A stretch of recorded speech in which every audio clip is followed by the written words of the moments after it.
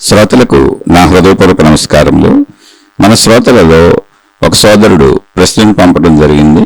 ఆ ప్రశ్న, దేవతలు మునులు ఎవరినైనా శపిస్తే దాని ద్వారా శిక్షకు బాధకు ఇతరులు గురయ్యేవారు అని పురాణ కథల ద్వారా తెలుసుకున్నాము.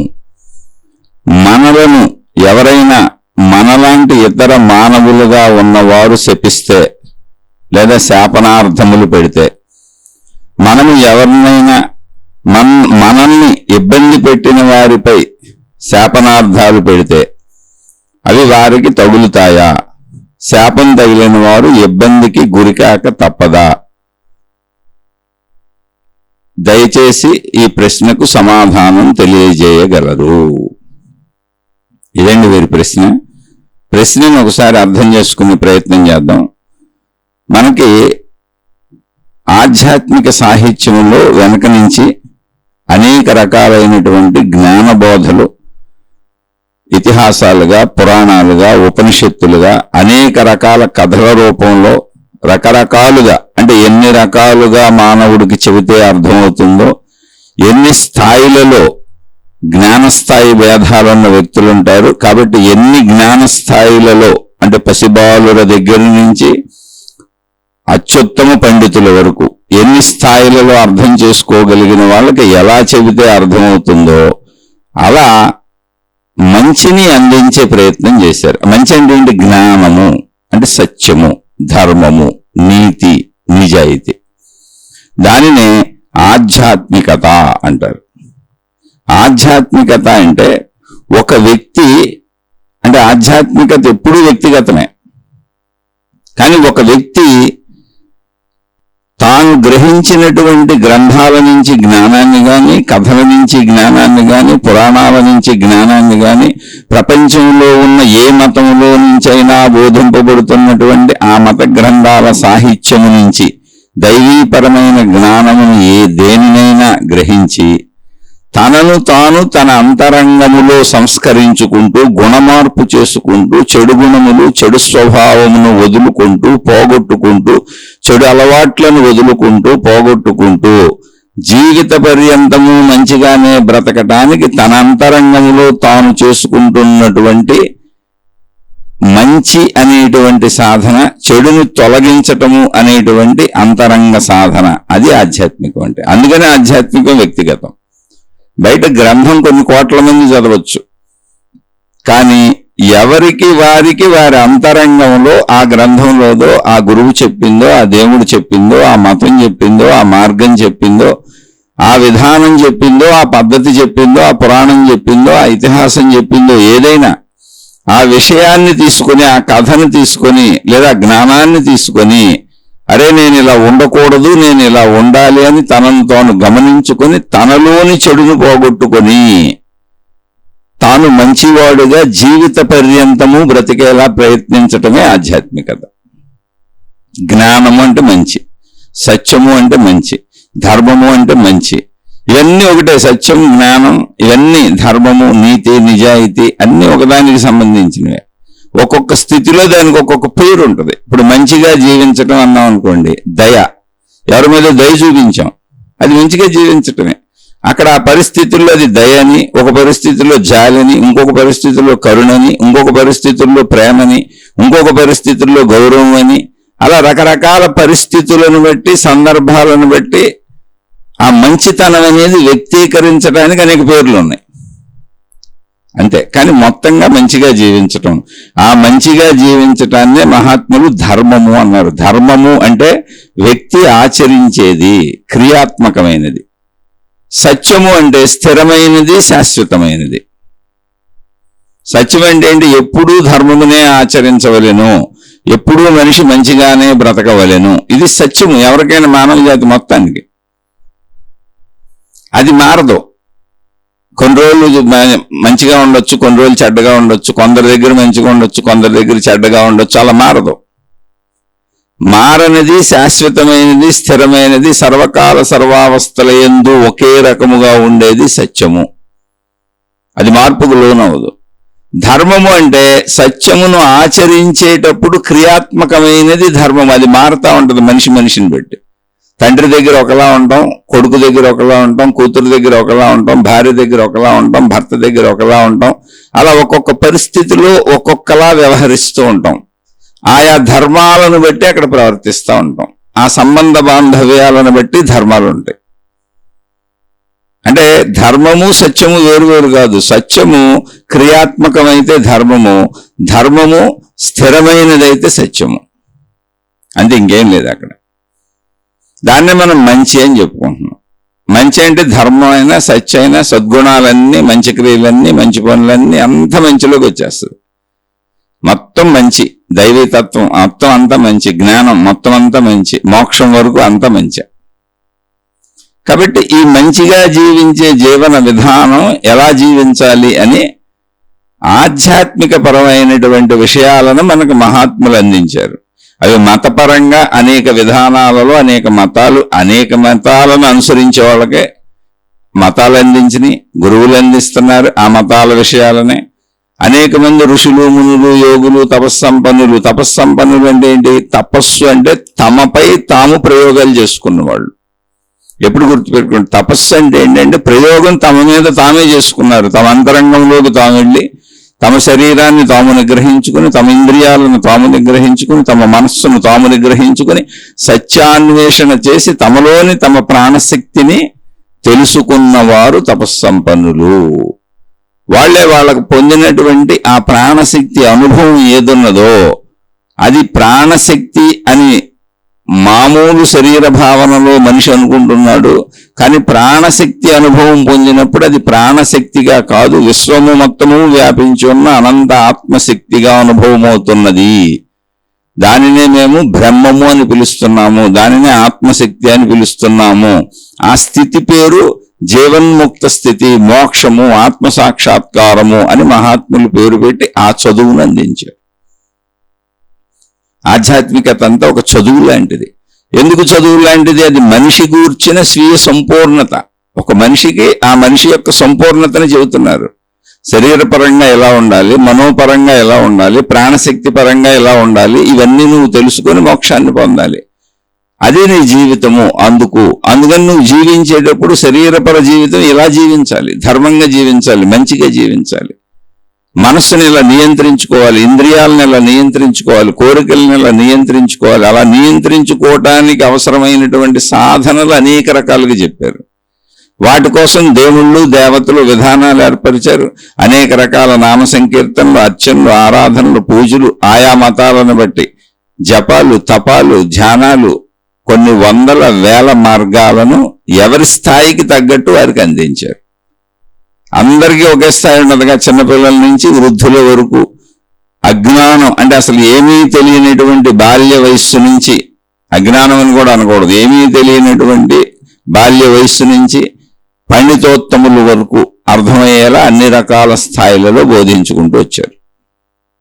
అది ఇప్పుడు వీటన్నింటి సారాంశము ఏంటి అంటే మంచిగా బ్రతకటం, ధర్మంగా బ్రతకటం. ఇది మాత్రమే దైవీపరమైనటువంటి ఆధ్యాత్మిక విషయం చెప్పేది.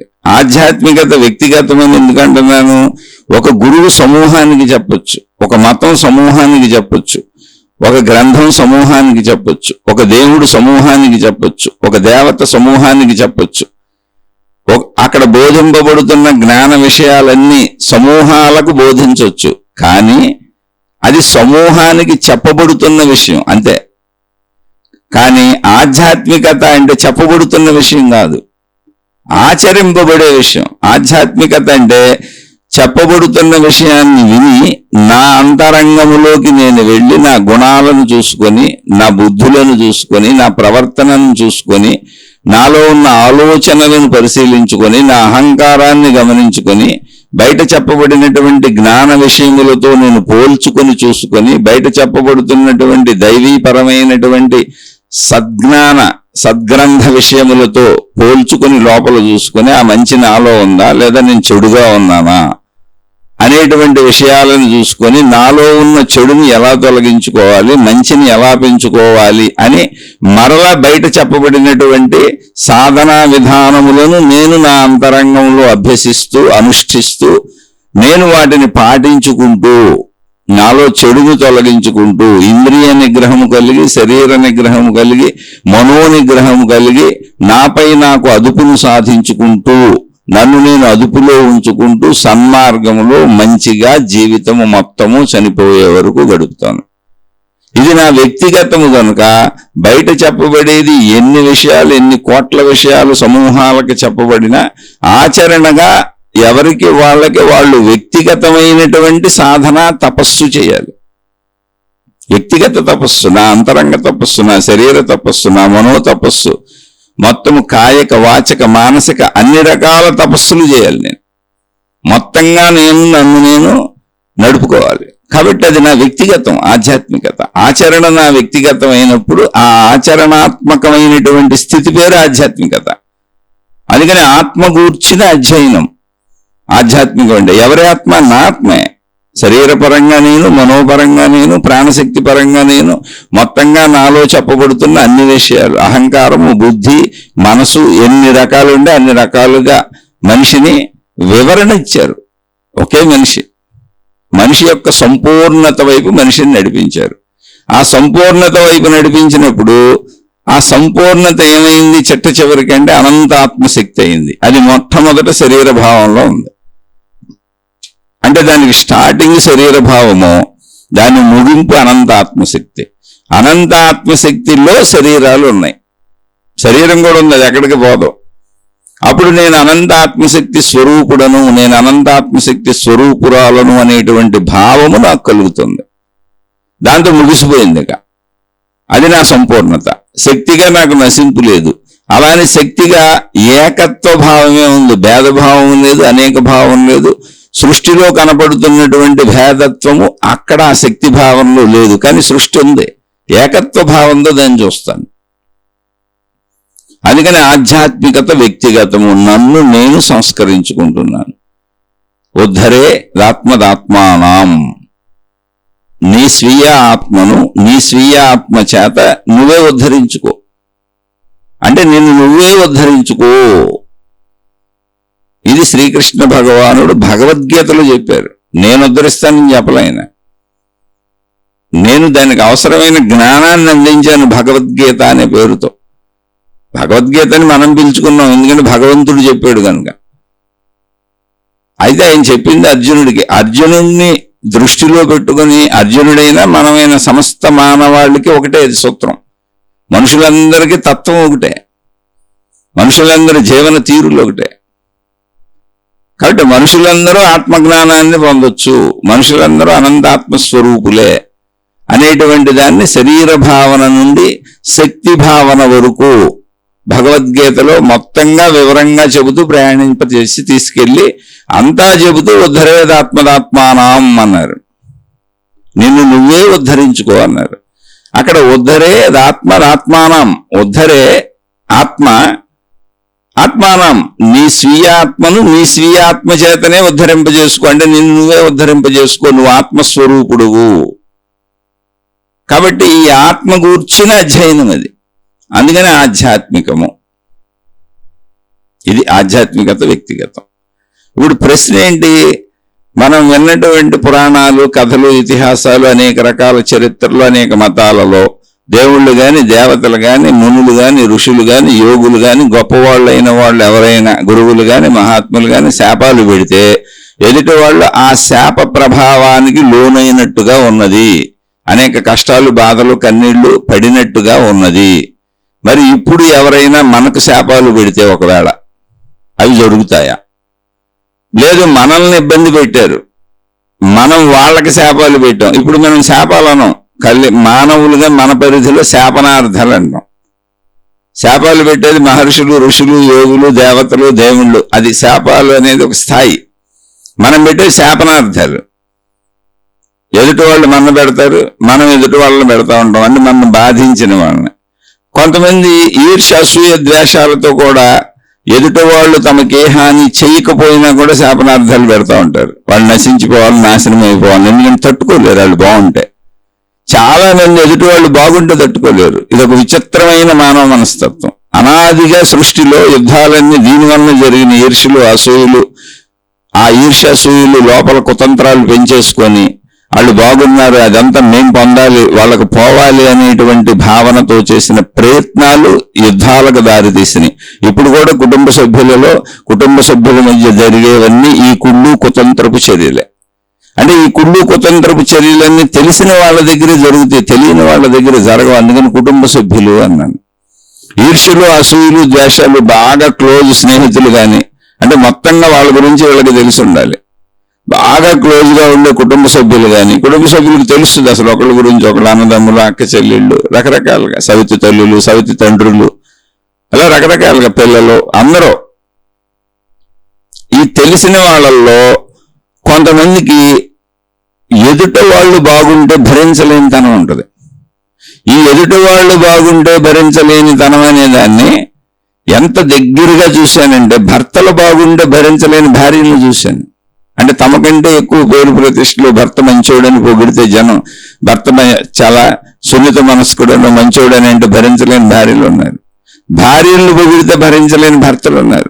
పిల్లలను పొగిడితే భరించలేని తల్లిదండ్రులు ఉన్నారు. అసలు ఆ తల్లిదండ్రులే పిల్లల్ని రోడ్ల మీదకి వెళ్ళి మా పిల్లలు చెడ్డోళ్ళు, మీరు మంచోళ్ళని నమ్మబాకండి అని వాళ్ళే చెబుతున్న తల్లిదండ్రులను చూశాను.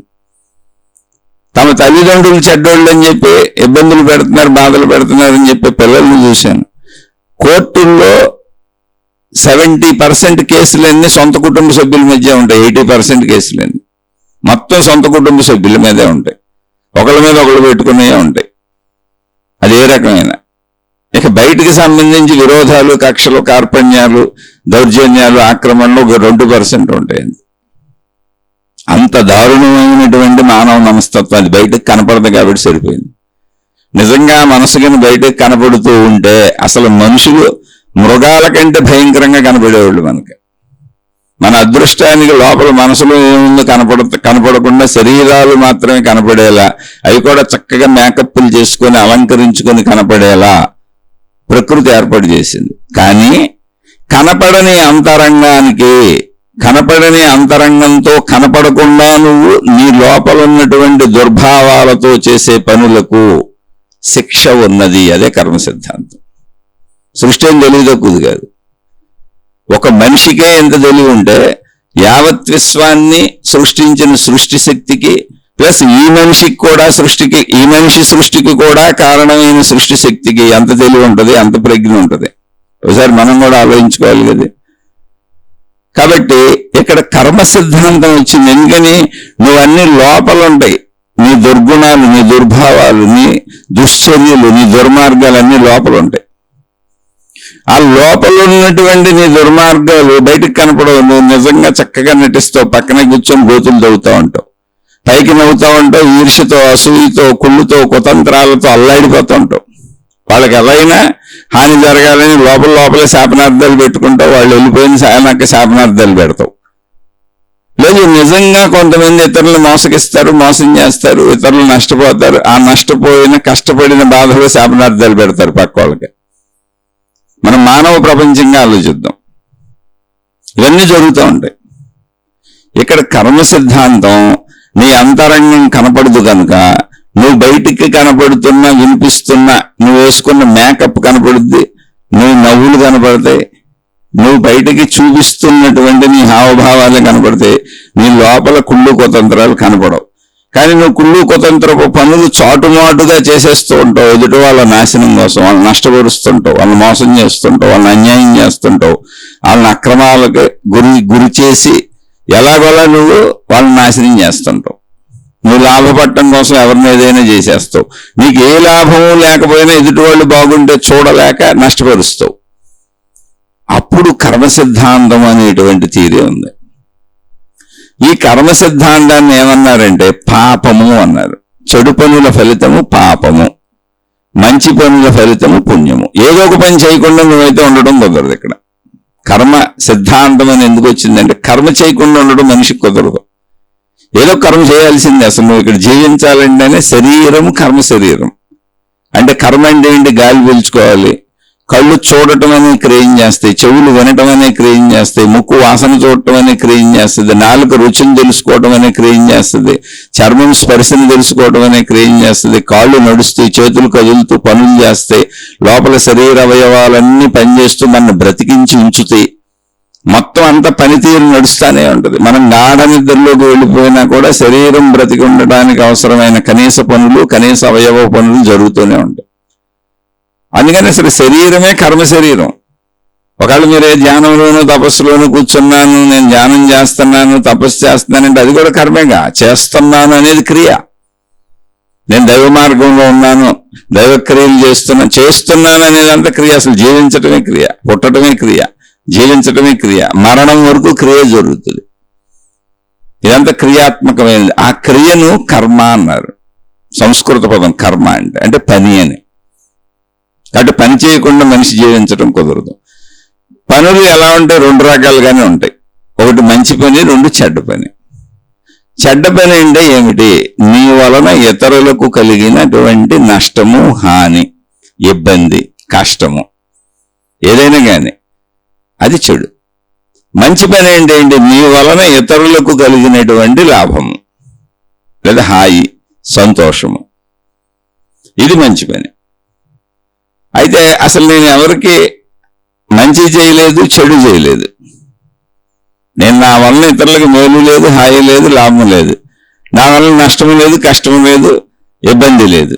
అప్పుడు అది అసలు నీకు నువ్వు చేసుకున్న పని. చాలా అరుదుగా ఉంటుంది అది. కానీ అటువంటి వాళ్ళు కూడా ఉంటారు కొంతమంది. ఎవరికి ఏ మేలు చేయరు, ఎవరికి ఏ హాని చేయరు, వాళ్ళ గొడవలు వాళ్ళు పోతూ ఉంటారు. మీకు పాపం రాదు, పుణ్యం రాదు. అయితే రాదా అంటే మీరు చేసిన కర్మల ఫలం ఉంటుంది. మీరు ఎంత జాగ్రత్తగా ఉన్నా ఎంతో కొంత కర్మ చేయకుండా కుదరదు. ఎందుకంటే ప్రజలందరూ ప్రజల మధ్యనే బతకాలి. ప్రజలందరూ ప్రజల మధ్యనే బతకాలి. కాబట్టి మీరు అతి కొద్దిగానైనా ఎవరితోనైనా ఉండే విధానం, ఆ చిన్న అబద్ధం, చిన్న సత్యం, చిన్నగా ఎవరినో వాడుకొని తిరిగి వాళ్ళకు ఉపయోగపడకపోవటం, కృతజ్ఞత చూపకపోవటం, నేనేదో నా గొడవ పడుతున్నానులే అని మీరు అనుకోవచ్చు. కానీ మీకు ఉపయోగపడిన వాళ్ళు, మీ బ్రతుకుకు ఉపయోగపడిన వాళ్ళు ఖచ్చితంగా ఉంటారు. లేకపోతే ఇక్కడ మనిషి బ్రతకడమే కుదరదు. కాబట్టి మంచి పని, చెడ్డ పని చిన్న స్థాయిలో అయినా తిరిగి నువ్వు పొంది కృతజ్ఞత చూపించకపోతే చెడైపోయింది. అది నువ్వు పొందినంత ఇవ్వకపోతే, అది అభిమానమైనా, అది ప్రేమైనా, అది డబ్బు అయినా, అది ఏదైనా నువ్వు పొందినంత ఇవ్వకపోతే చెడైపోయింది. అసలు ఇవ్వకుండా నువ్వు పొందుతాం అంటే లాక్కుంటే చెడైపోయింది. అది ఇచ్చిపుచ్చుకోవటాలు సమానంగా ఉన్న చోట, ఇచ్చిపుచ్చుకోవటాలన్నీ సమానంగా ఉన్న చోట దానిని మంచి కిందే పరిగణించవచ్చు. కానీ సమానమైన చోట ఫలితం రాదు. ఎందుకనంటే ఇచ్చావు, పుచ్చుకున్నావు, సమంగా ఉంది, అప్పుడు ఫలితం రాదు. కానీ అది మంచి కిందే పరిగణించవచ్చు. ఎందుకని చెడు లేదు కాబట్టి. చెడు లేని ప్రతి చోట మంచి. అయితే మంచి అంటే ఏంటంటే ఇచ్చిపుచ్చుకోవడంలో ఇవ్వటం అనేది ఆధిక్యతగా ఉండాలి, పుచ్చుకోవటం అనేది తక్కువగా ఉండాలి. అంటే పుచ్చుకున్న దానికంటే కొంచెం ఎక్కువ ఇవ్వాలి. అది కృతజ్ఞతాపూర్వకమైన మర్యాద. నువ్వు మంచివాడివి, నువ్వు మంచిదానివి అని అర్థం. ఏదో ఇవ్వకపోతే మనకు దక్కదులే. ఇప్పుడు చాలా మంది ఇళ్లలో చూశాను, సొంత కుటుంబ సభ్యులే. ఇప్పుడు మనం వాళ్ళకి చేయకపోతే ఇప్పుడు వాళ్ళు మనం వదిలిపెట్టిపోయారనుకో మన జీవితం గడవదు అని ముక్తసరిగా ఇష్టం లేకుండా చేస్తూ ఉంటారు. ఇలా చాలా కుటుంబాల్లో ఉంటుంది. ప్రేమగా, అభిమానంగా, అయ్యో వాళ్ళ వలన ఇంత లాభం పొందాం, వాళ్ళ వలన మన జీవితం నిలబడింది, వాళ్ళ వలన మనం బ్రతుకుతున్నాం, వాళ్ళు మనలాంటి వాళ్లే అనే కృతజ్ఞతాపూర్వక భావాలు ఉండవు. ప్రేమాభిమానాలతో కూడిన భావాలు ఉండవు. అప్పుడు పాపాన్ని మూటగట్టుకుంటారు. ఈ నిర్ణయం ఎవరు చేస్తారు అంటే, ఈ నిర్ణయం నీలోని ఉన్నటువంటి ప్రాణశక్తి ఏదుందో నీ ప్రతి నిర్ణయము ప్రాణశక్తిలోంచి కదులుతుంది. కాకపోతే నువ్వు శరీరం అనుకుంటున్నావు. ఆ ప్రాణశక్తి అనంత ఆత్మశక్తిగా, సృష్టి శక్తిగా, విశ్వశక్తిగా ఉంది. కనుక నువ్వు ఎలా ప్రవర్తిస్తున్నావు, ఏం ఆలోచిస్తున్నావు, ఎలా జీవిస్తున్నావు, లోపల భావాలు ఏంటి అనేవి నీకంటే ముందు నీ ప్రాణశక్తికే తెలుస్తాయి. ఎందుకంటే నేను శరీరం అనుకుంటున్నావు కదా నువ్వు. కాబట్టి అసలు ఉద్భవించేదే ప్రాణశక్తిలో. ఒక సముద్ర కెరటం ఎగిసి పడేదే సముద్రంలో.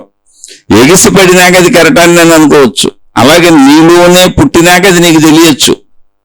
కానీ అసలు పుట్టడానికి బేస్ ప్రాణశక్తి. కాబట్టి ఇదంతా సృష్టి శక్తికి తెలిసే ఉంటుంది, నీకంటే ముందే తెలుస్తుంది. కాబట్టి నువ్వు చేసేది పుణ్యం అయితే తత్ఫలితముగా నీ శరీరము నీ మనసు ఆహ్లాదంగా ఆరోగ్యంగా ఆనందంగా ఉండేటువంటి రసాయనోత్పత్తి నీ శరీరంలోనే జరుగుద్ది. అలాగే నువ్వు పనిచేస్తున్నప్పుడు నీ మేధాశక్తి నీ బుద్ధిశక్తి అంటే సత్యములో ధర్మములో సాగుతున్న వాళ్ళకి మేధాశక్తి బుద్ధిశక్తి తెలివి ప్రజ్ఞ శారీరక మానసిక శక్తులు అన్ని సక్రమంగా పనిచేసేలా నీలో ఉన్న ప్రాణశక్తి ఉపయోగపడుతుంది. ఎందుకని సృష్టి శక్తి అదే, విశ్వశక్తి అదే. అలా ఉపయోగపడుతూ నువ్వు ఎక్కడికి వెళ్ళి ఏం చేస్తున్నా ఎవరితో నీకు ఆ పనులున్నా నువ్వు ప్రపంచంలో ఎక్కడ తిరుగుతున్నా మొత్తం ఉన్నది విశ్వశక్తే. ఎదుటి వాళ్ళలో ఉన్నది విశ్వశక్తే, సృష్టి అంతా ఉన్నది విశ్వశక్తే.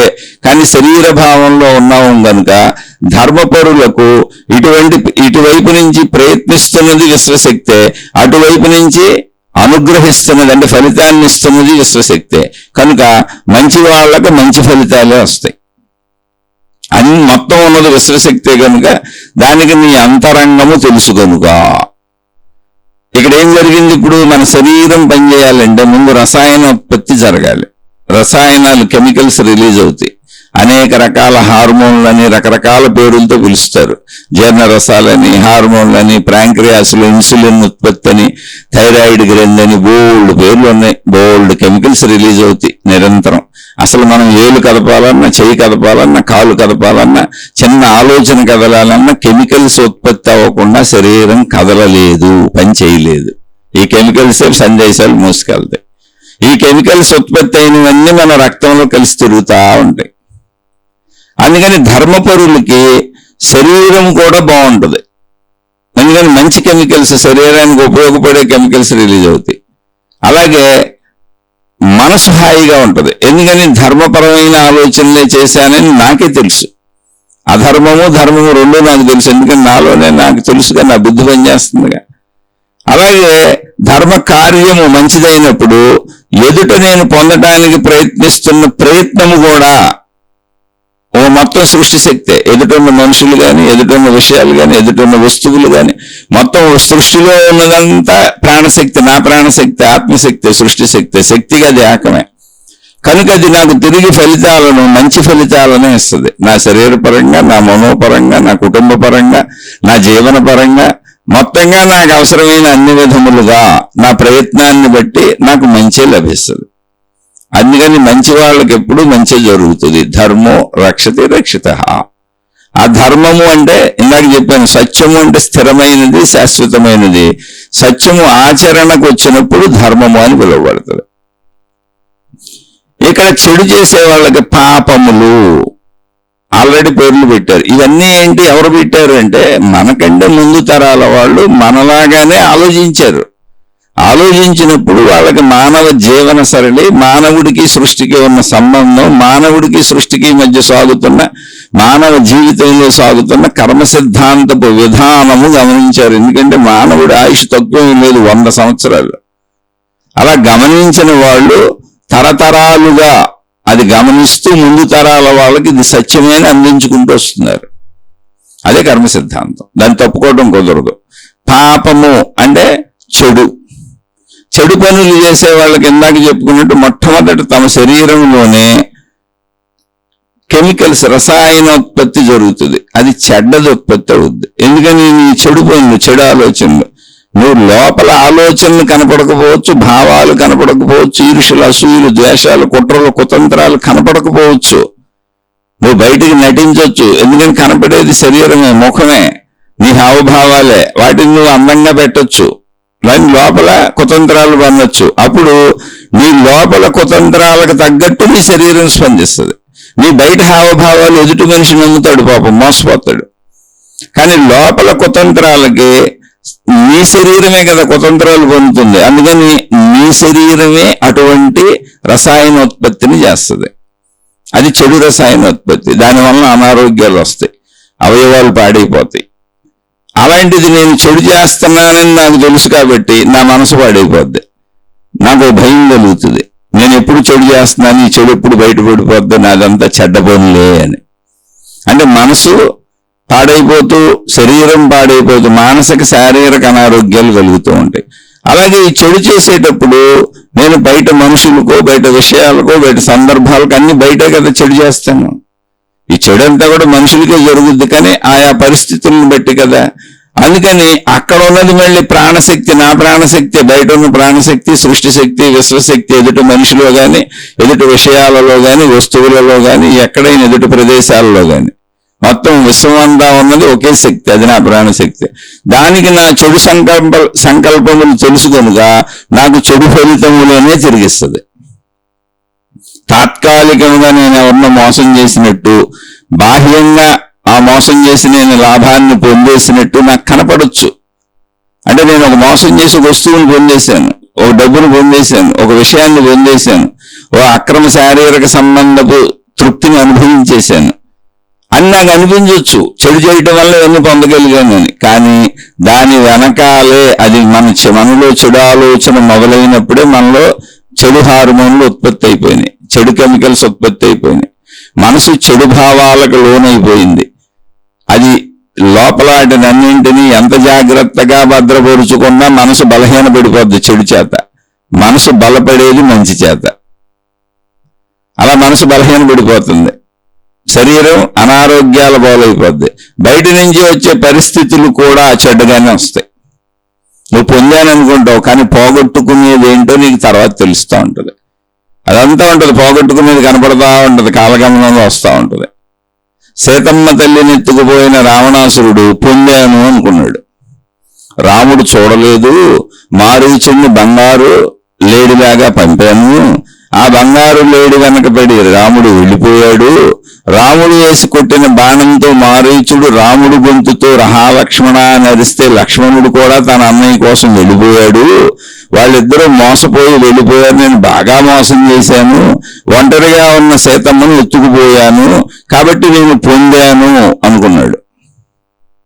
అక్కడికి స్టోరీ అయిపోయింది అనుకున్నాడు, ఇంకేమీ జరగదు అనుకున్నాడు. ఎందుకని సముద్రానికి అవతల రావణాసురుడు లంక ఉంది, సముద్రానికి అవతల నుంచి సీతమ్మను ఎత్తుకొచ్చాడు.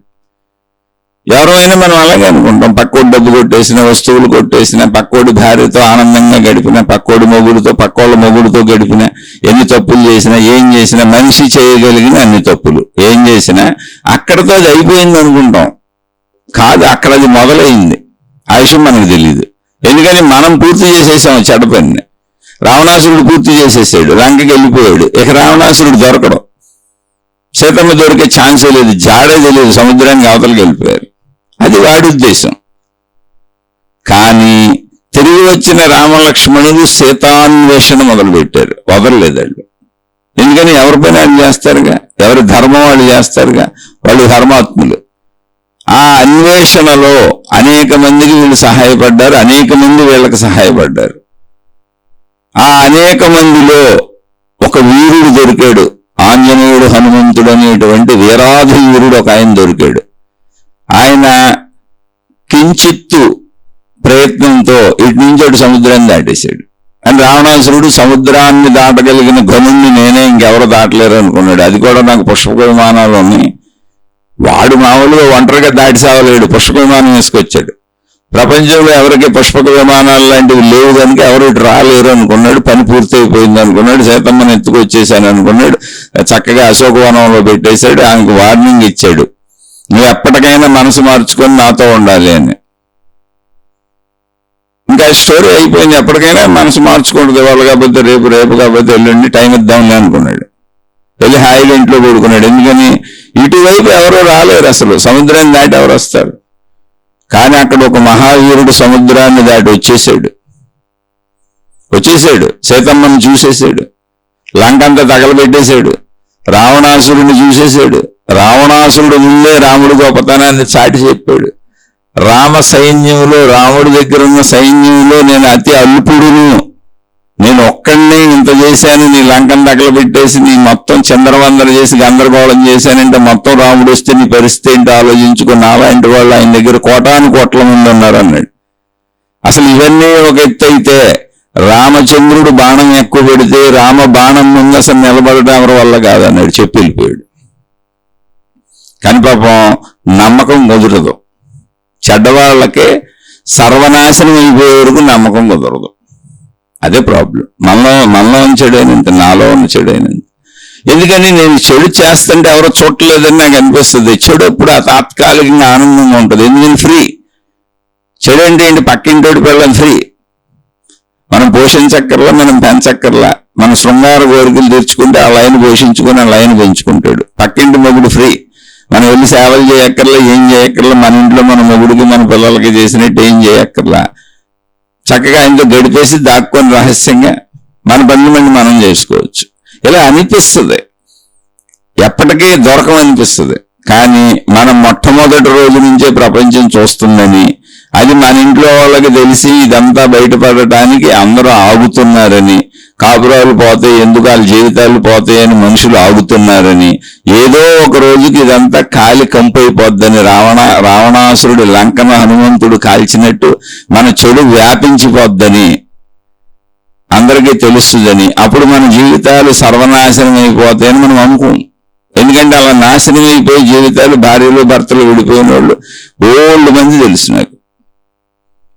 అందుకని జాగ్రత్తగా మంచిగా ఉండాలి మనిషి. నేను ఉదాహరణకి ఈ తప్పులో చెప్పాను, సొసైటీలో జరుగుతూ ఉండే అలా డబ్బు మోసాలు బయటపడతాయి. ఎంతో మంది డబ్బు మోసాలు ఇప్పుడు కూడా బయటకు వస్తున్నాయి. అనాదిగా డబ్బు మోసాలు విపరీతంగా బయటకు వస్తూ ఉంటాయి.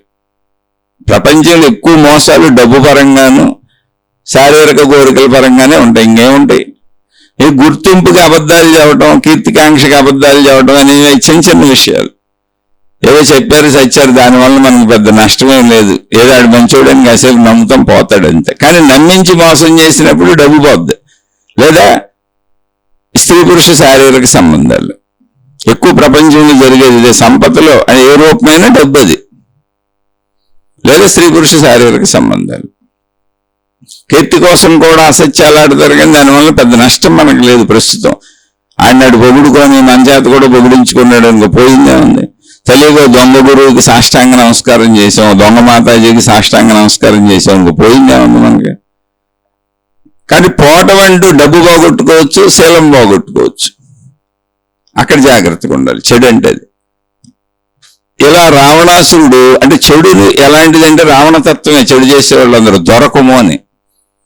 కానీ అందరూ దొరికిపోతారు, అదే ప్రాబ్లం. ఆ అంటే దొరకము అని ఇప్పుడు అనుకొని చేసిన పనికి దొరకటానికి టైం పడుతుంది. దొరకటం భవిష్యత్తులో కదా ఉంది. మొత్తం సృష్టి శక్తి అంతా గమనిస్తానే ఉంది. నాలోను, నీలోను, అన్నింట్లోనూ, అందరిలోనూ ఉన్నది ఒకటే ఏకశక్తి కదా. అప్పుడు అదే దొరికిచ్చేస్తుంది. దొరకటానికి ఎలా వీలవుతుందో ఆ శక్తి నిన్ను అలా పనిచేస్తుంది, నీ చేతే నువ్వే దొరికేలా చేయిస్తుంది. ఎందుకని అన్ని చోట్ల ఉంది ఒకటే శక్తి. అది నీ వైపు నుంచి దొరకకుండా చేసావు, శక్తి వైపు నుంచి ధర్మస్థాపన కోసం శక్తి వైపు నుంచి దొరికేలా చేసింది అంతే. ఆ కర్మ సిద్ధాంతం అంటే అది. అంటే నీ వైపు నుంచి ఎలా కదిపితే అది మొత్తంగా సృష్టి శక్తి దాని వైపు నుంచి అలా కదిపింది. కర్మ సిద్ధాంతం అలా నడుస్తుంది. ఎందుకని జీవభావనలో, దేహభావనలో. కర్మ సిద్ధాంతం ఎప్పుడు జీవభావనలో, దేహభావనలో, సృష్టి భావనలోనే ఉంటుంది. దాన్ని పాపము అన్నారు. ఇప్పుడు ఈ మునులో, ఋషులో, యోగులో, తపస్సంపన్నులో శాపాలు పెట్టారు. ఆ శాపాలు ఎవరికో తగిలిని, ఆ శాపాలు పాపాలు అనుభవించారు. అంటే జాగ్రత్తగానండి. శాపాలు అసలు మునులు, ఋషులు, దేవతలు ఎందుకు పెడతారండి? పెడితే దేవతలు ఎందుకు అవుతారు? దేవుళ్ళు దేవతలు శాపాలు పెడితే దేవుళ్ళు దేవతలు అవుతారు? అసలు ఆలోచించండి. దేవుళ్ళు దేవతలు అంటే ఏంటి?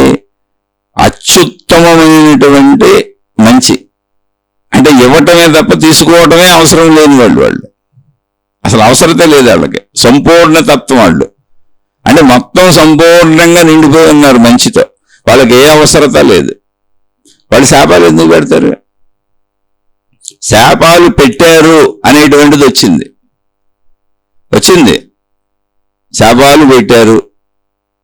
అలాగే ఋషులు, మునులు, యోగులు, తపస్సంపన్నులు ఎవరో నిత్య తపస్సులతో బతుకుతున్న ఋషులాళ్ళు, వాళ్ళు అసలు ఒకళ్ళు జైలుకి ఎందుకు వెళ్తారు? అయినా వాళ్ళు శాపాలు పెట్టారు అనేటువంటిది వచ్చింది.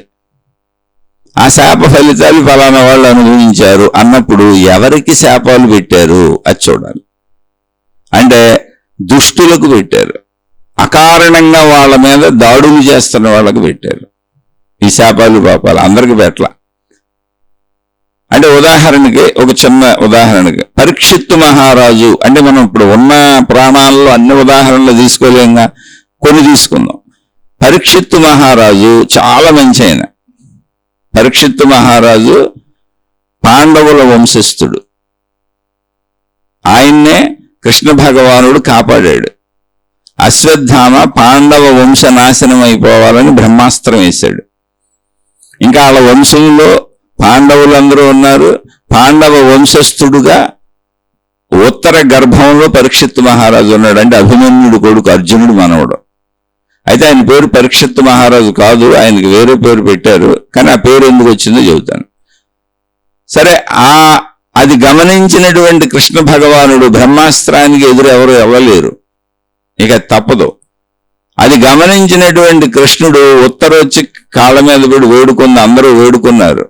ఎందుకంటే మిగిలిన పాండవుల సంతానాన్ని అశ్వత్థామ చంపేశాడు. ఇప్పుడు గర్భంలో ఉన్న శిశువు మీదకి బ్రహ్మాస్త్రాన్ని వేశాడు. ఇక పాండవులకు వంశం ఉండదు. అప్పుడు ఉత్తర గర్భంలో ఉన్నటువంటి ఆ శిశువు మీదకి బ్రహ్మాస్త్రం వస్తుంటే కృష్ణ భగవానుడు అడ్డు నుంచొని కాపాడాడు. ఆ కృష్ణ భగవానుడు అడ్డు నుంచోవటం అనేది ఎక్కడ జరిగిందంటే గర్భంలో జరిగింది. ఎక్కడ?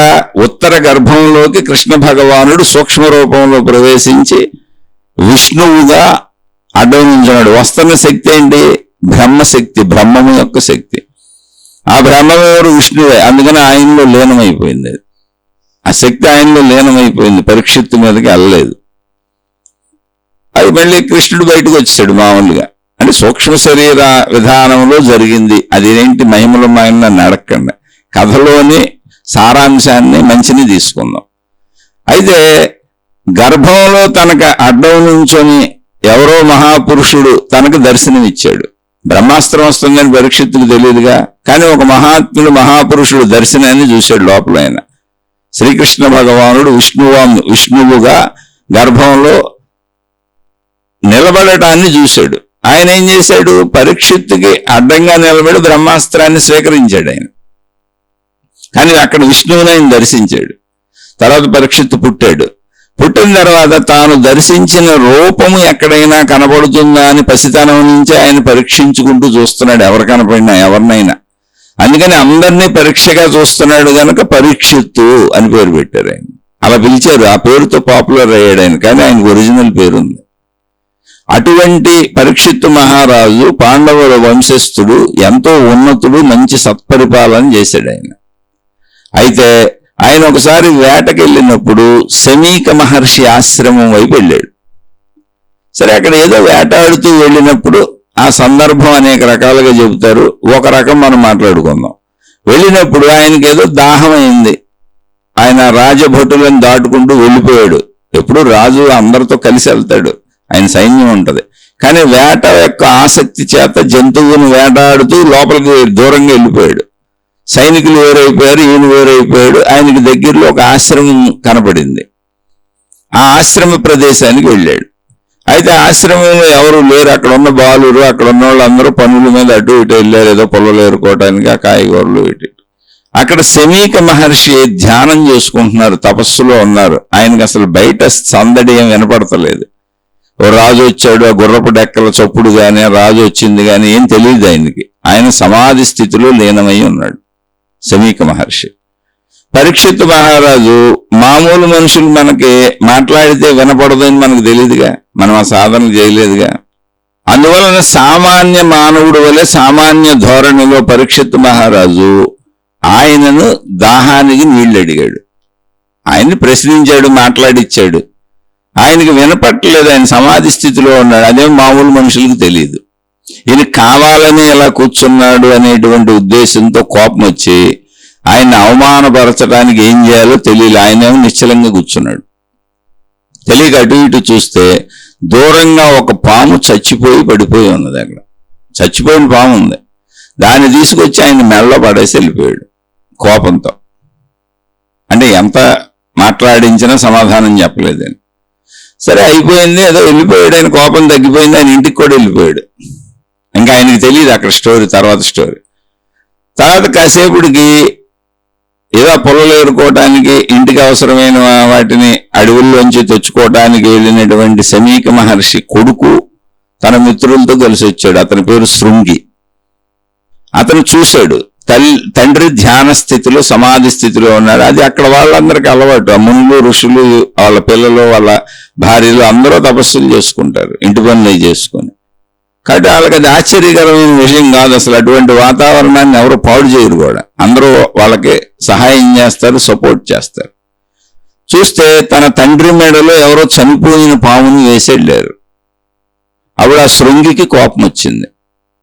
ఇదేంటి మెదలకుండా కూర్చొని తపస్సు చేసుకుంటున్నటువంటి మునులు ఋషులు మేము అసలు ఎవరి జోలికి వెళ్ళము, మేము అసలు పట్టణ ప్రాంతాల్లోనే ఉండము, ఈ అడవుల్లోకి వచ్చి మారుమూల ఋషివాటికలు నిర్మించుకొని ఇక్కడ బతుకుతున్నాము, ఇంత శాంత స్వభావులము, అది కూడా నా తండ్రి తపస్సులో ధ్యాన సమాధిలో ఉన్నాడు, ఇప్పుడు కూడా ఆయనకి ఇంకా మెలకువ రాలేదు, ఆయన ఆ మెడలో ఆ పావుని వేసినా కూడా ఆయనకి మెలకువ రాలేదు, ఎవరు వేసి వెళ్ళారో ఎప్పుడు వేసి వెళ్ళారో అని ఆ కుర్రవాడికి శృంగి అనేటువంటి శమీక మహర్షి కొడుకుకి కోపం వచ్చి ఆయన శాపం పెట్టాడు. ఎవరైతే నా తండ్రి మెడలో ఈ చనిపోయిన పామునేసి అవమానించారో ఇది చాలా దుశ్చర్య. ఆయన కోపం అంటే మనలాంటి కోపం కాదు. అసలు మునులు జోలికి ఎవరు వెళ్తారో, మునులు పాపం ఎక్కడో ప్రశాంతంగా కూర్చొని తపస్సు చేసుకుంటున్న వాళ్ళు. చాలా దుర్మార్గమైన చర్య అది. అది అసలు అంత మహానుభావుడైన పరీక్షిత్తుకి ఆ నిమిషం ఎందుకు కలిగిందో ఆ ఉక్రోషం ఆక్రోషం. అందుకే సాధనలు చేయని సామాన్యులు ఎంత మంచివాళ్ళైనా తమ మనసుని ఎక్కడో చోట అదుపు తప్పుతారు, కోపాలకి క్రోధాలకి లోనైపోతారు, ఆశలకు లోనైపోతారు. అందుకని ప్రతి మనిషి చాలా జాగ్రత్తగా ఉండాలి. అదే తపస్సు. జాగ్రత్తగా ఉండటం కోసం తపస్సు. అక్కడ తప్పాడు పరీక్షిత్ మహారాజు, చాలా ఉన్నతుడైన. అయితే ఈయన శాపం పెట్టాడు, వారం రోజుల్లో ఏ పామునైతే నా తండ్రి మెడలో వేశాడో అదే పాము కాటు చేత అతను చనిపోతాడు. అదే పాము చేత అంటే పాము చేత అని, అదే పాము అంటే చనిపోయిన పాము అని కాదు, మళ్ళీ పాముతోనే చనిపోతాడు అతనని. అంటే కర్మఫలం చూసారా, కర్మఫలం ఎలాగంటే అడిగి ఏ రకమైన తప్పు చేశావో ఆ రకమైనటువంటి శిక్ష మళ్ళీ అదే పాముతో శిక్ష వస్తుంది. ఇది శృంగి అనేటువంటి మహాత్ముడికి వచ్చిన కోపం అది. కానీ కోపం కాకపోయినా జరిగేది అదే. ఎందుకని ఎవరిని ఏమీ చేయకుండా, కనీస సౌకర్యాలు లేకుండా, ఎవరి జోలికి వెళ్లకుండా, ఎంత అడవులలో దొరికేటువంటి కందమూలాలు తిని పళ్ళు తిని అసలు ఎవరితోనూ చిన్న వాగ్వివాదము లేకుండా, చిన్న అసత్యం ఆడకుండా నిరంతర తపస్సులో జీవిస్తున్నటువంటి ఒక ఋషి దగ్గరికి, ఒక ముని దగ్గరికి, ఆ ప్రాంతానికి నువ్వు పనిగట్టుకుని వెళ్ళి అతను సమాధి స్థితిలో ఉంటే, తెలియని స్థితిలో ఉంటే, అసలు బయట వాతావరణమే తెలియని స్థితిలో ఉంటే, తన శరీరమే తనకు తెలియని స్థితిలో అతను సమాధి స్థితిలో ఉంటే, అంతటి ఉన్నతుడికి మెడలో నువ్వు పావునేసి రావటం అంటే ఎంత దుశ్చర్య ఒకసారి ఆలోచించండి. మనలాగా తిరిగే వాళ్ళందరం మనం యారా ఊరే అనుకొని ఒకళ్ళనొకళ్ళు ఏదో అనుకోవటం వేరు. అందుకని దానికి ఫలితము తిరిగి సృష్టి నీకు అలాగే ఇస్తుంది అని చెప్పటానికి. ఇప్పుడు ఒక మనిషి కోపం వస్తుందిగా, ఇప్పుడు తన తండ్రికి జరిగిందని కోపం వచ్చింది, కానీ ఆయన సృష్టిపరమైన విధానములోనే శాపమిచ్చారు.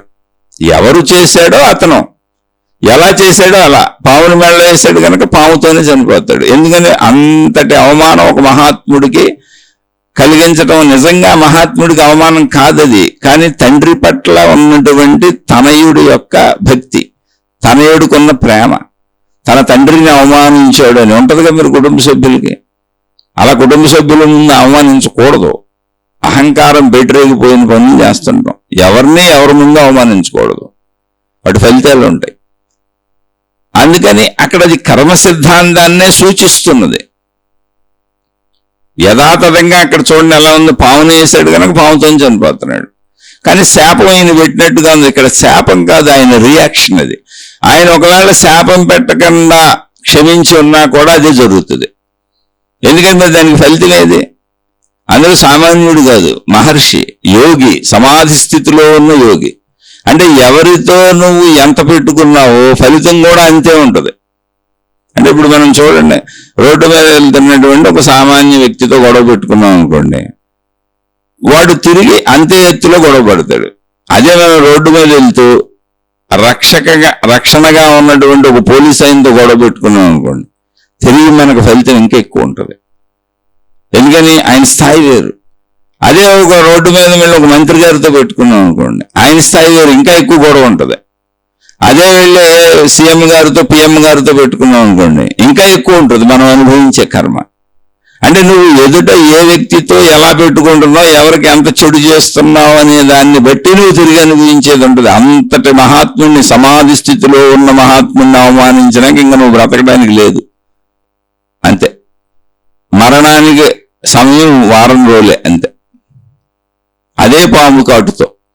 అయితే తర్వాత శమీక మహర్షికి సమాధి స్థితిలోంచి బయటకు వచ్చినాక వృత్తాంతం తెలిసింది. తన బిడ్డను ఆయన మందలించాడు, అరే పరీక్షిత్తు చాలా మంచి మహారాజు, ఆయన ఎంతో ధర్మ పరిపాలన చేస్తున్నాడు, ఏదో పొరపాటున కొంచెం ఉద్రేకపడి ఉంటాడు ఆయన, దానికి నువ్వు అంత శాపం పెడతావని పాపం వాళ్ళు బాధపడ్డారు. ఎందుకంటే మునులు ఋషులు యోగులు శాపాలు పెట్టరో, వెంటనే ఈ విషయం ఆయనకి తెలియజేయండి అని వీళ్ళు వెళ్ళి ఆయనకి తెలియజేశారు. చూడండి ఎంత ధర్మాత్ములుగా ఉంటారో ఋషులు మునులు యోగులు. అయితే కర్మ వెనక్కి తీసుకోవడం కుదరదు చేసేసినాక, అది అక్కడ చెప్పబడుతుంది. శాప ఉపసంహరణ శాపం పెట్టిన ఆయన చేతిలో ఉండదు. ఎందుకుండదు? అది కర్మ సిద్ధాంతం కదా. ఇప్పుడు ఆ కర్మ సిద్ధాంతం అంటే ఏ ప్రాణశక్తి అయితే పరీక్షిత్తులో ఉందో, ఏ ప్రాణశక్తి అయితే శమీక మహర్షిలో ఉందో, ఏ ప్రాణశక్తి అయితే శమీక మహర్షి కుమారుడైన శృంగిలో ఉందో, ఏ ప్రాణశక్తి అయితే విశ్వం మొత్తం వ్యాపించి ఉందో, ఏ ప్రాణశక్తి అయితే విశ్వములోని ఈ బొమ్మలన్నింటినీ కదుపుతున్నదో, మానవులనే బొమ్మలు జంతువులనే బొమ్మల్ని సినిమాలో బొమ్మల్ని కదిపినట్టు కదుపుతున్నదో, కర్మ సిద్ధాంతాన్ని అదే నడుపుతున్నది. కనుక పరీక్షిత్తు మహారాజు చేసినటువంటి తప్పుకు ఆయనలో ఉన్న ప్రాణశక్తికి, ఆయనలోనే ఉన్న ప్రాణశక్తికి ఆ తప్పు తెలుసు. శమీక మహర్షిలో ఉన్న ప్రాణశక్తి సమాధి స్థితిలో ఉంది కనుక నిశ్చలంగా ఉన్నాడు ఆయన. అదే శృంగి శమీక మహర్షి కొడుకు మెలకువలో జాగ్రత్త అవస్థలో ఉండి తండ్రికి జరిగింది చూశాడు. ఆయనలో ఉన్న ప్రాణశక్తి, పరీక్షిత్తులో ఉన్న ప్రాణశక్తి, సృష్టిలో ఉన్న కర్మ సిద్ధాంతాన్ని నడిపే ప్రాణశక్తి ఒకటే. కనుక ఆ ప్రాణశక్తే శృంగి నోటిలోంచి ఆ పదాలు వచ్చేలా చేసింది. ఎందుకని జరగబోయే కర్మ సిద్ధాంతం అది. అందుకని ధర్మాత్ములు మాట్లాడిన మాటలకు విలువ ఉంటుంది, సత్యవంతులు మాట్లాడిన మాటలకు విలువ ఉంటుంది. జరుగుతుందా జరగదా శాపాలు కాదు, అక్కడ విలువ ఉంటుంది. మనం కూడా ఎవరిని నమ్ముతాం? మంచోళ్ళ మాటలు నమ్ముతాం, చెడ్డోళ్ళ మాటలు నమ్ముతాడు ఎవడన్నా? అలా ఆ ప్రాణశక్తే పలికించింది అనుకోవచ్చు, కాకపోయినా ఆయన పలికినా జరిగేది అదే కర్మ సిద్ధాంతమే. పరీక్షిత్తు మహారాజుకి ఆ విషయం తెలియజేశారు. ఆయన దాన్ని తప్పుగా తీసుకోలేదు. అవును నేను పొరపాటు చేశాను అని ఆయన గ్రహించారు, దాన్ని అంగీకరించారు, దాన్ని ఒప్పుకున్నారు. కర్మను తప్పించుకోవాలని ఆయన అనుకోలేదు. కానీ జీవితాన్ని సార్థకపరుచుకుందాం ఈ వారం రోజుల్లో, నాకు మోక్ష మార్గము ముక్తి మార్గము వారము రోజుల్లో చెప్పగలిగిన వాళ్ళు ఎవరైనా ఉన్నారా అని వెంటనే ఆయన ముక్తి కోసం ప్రయత్నించారు.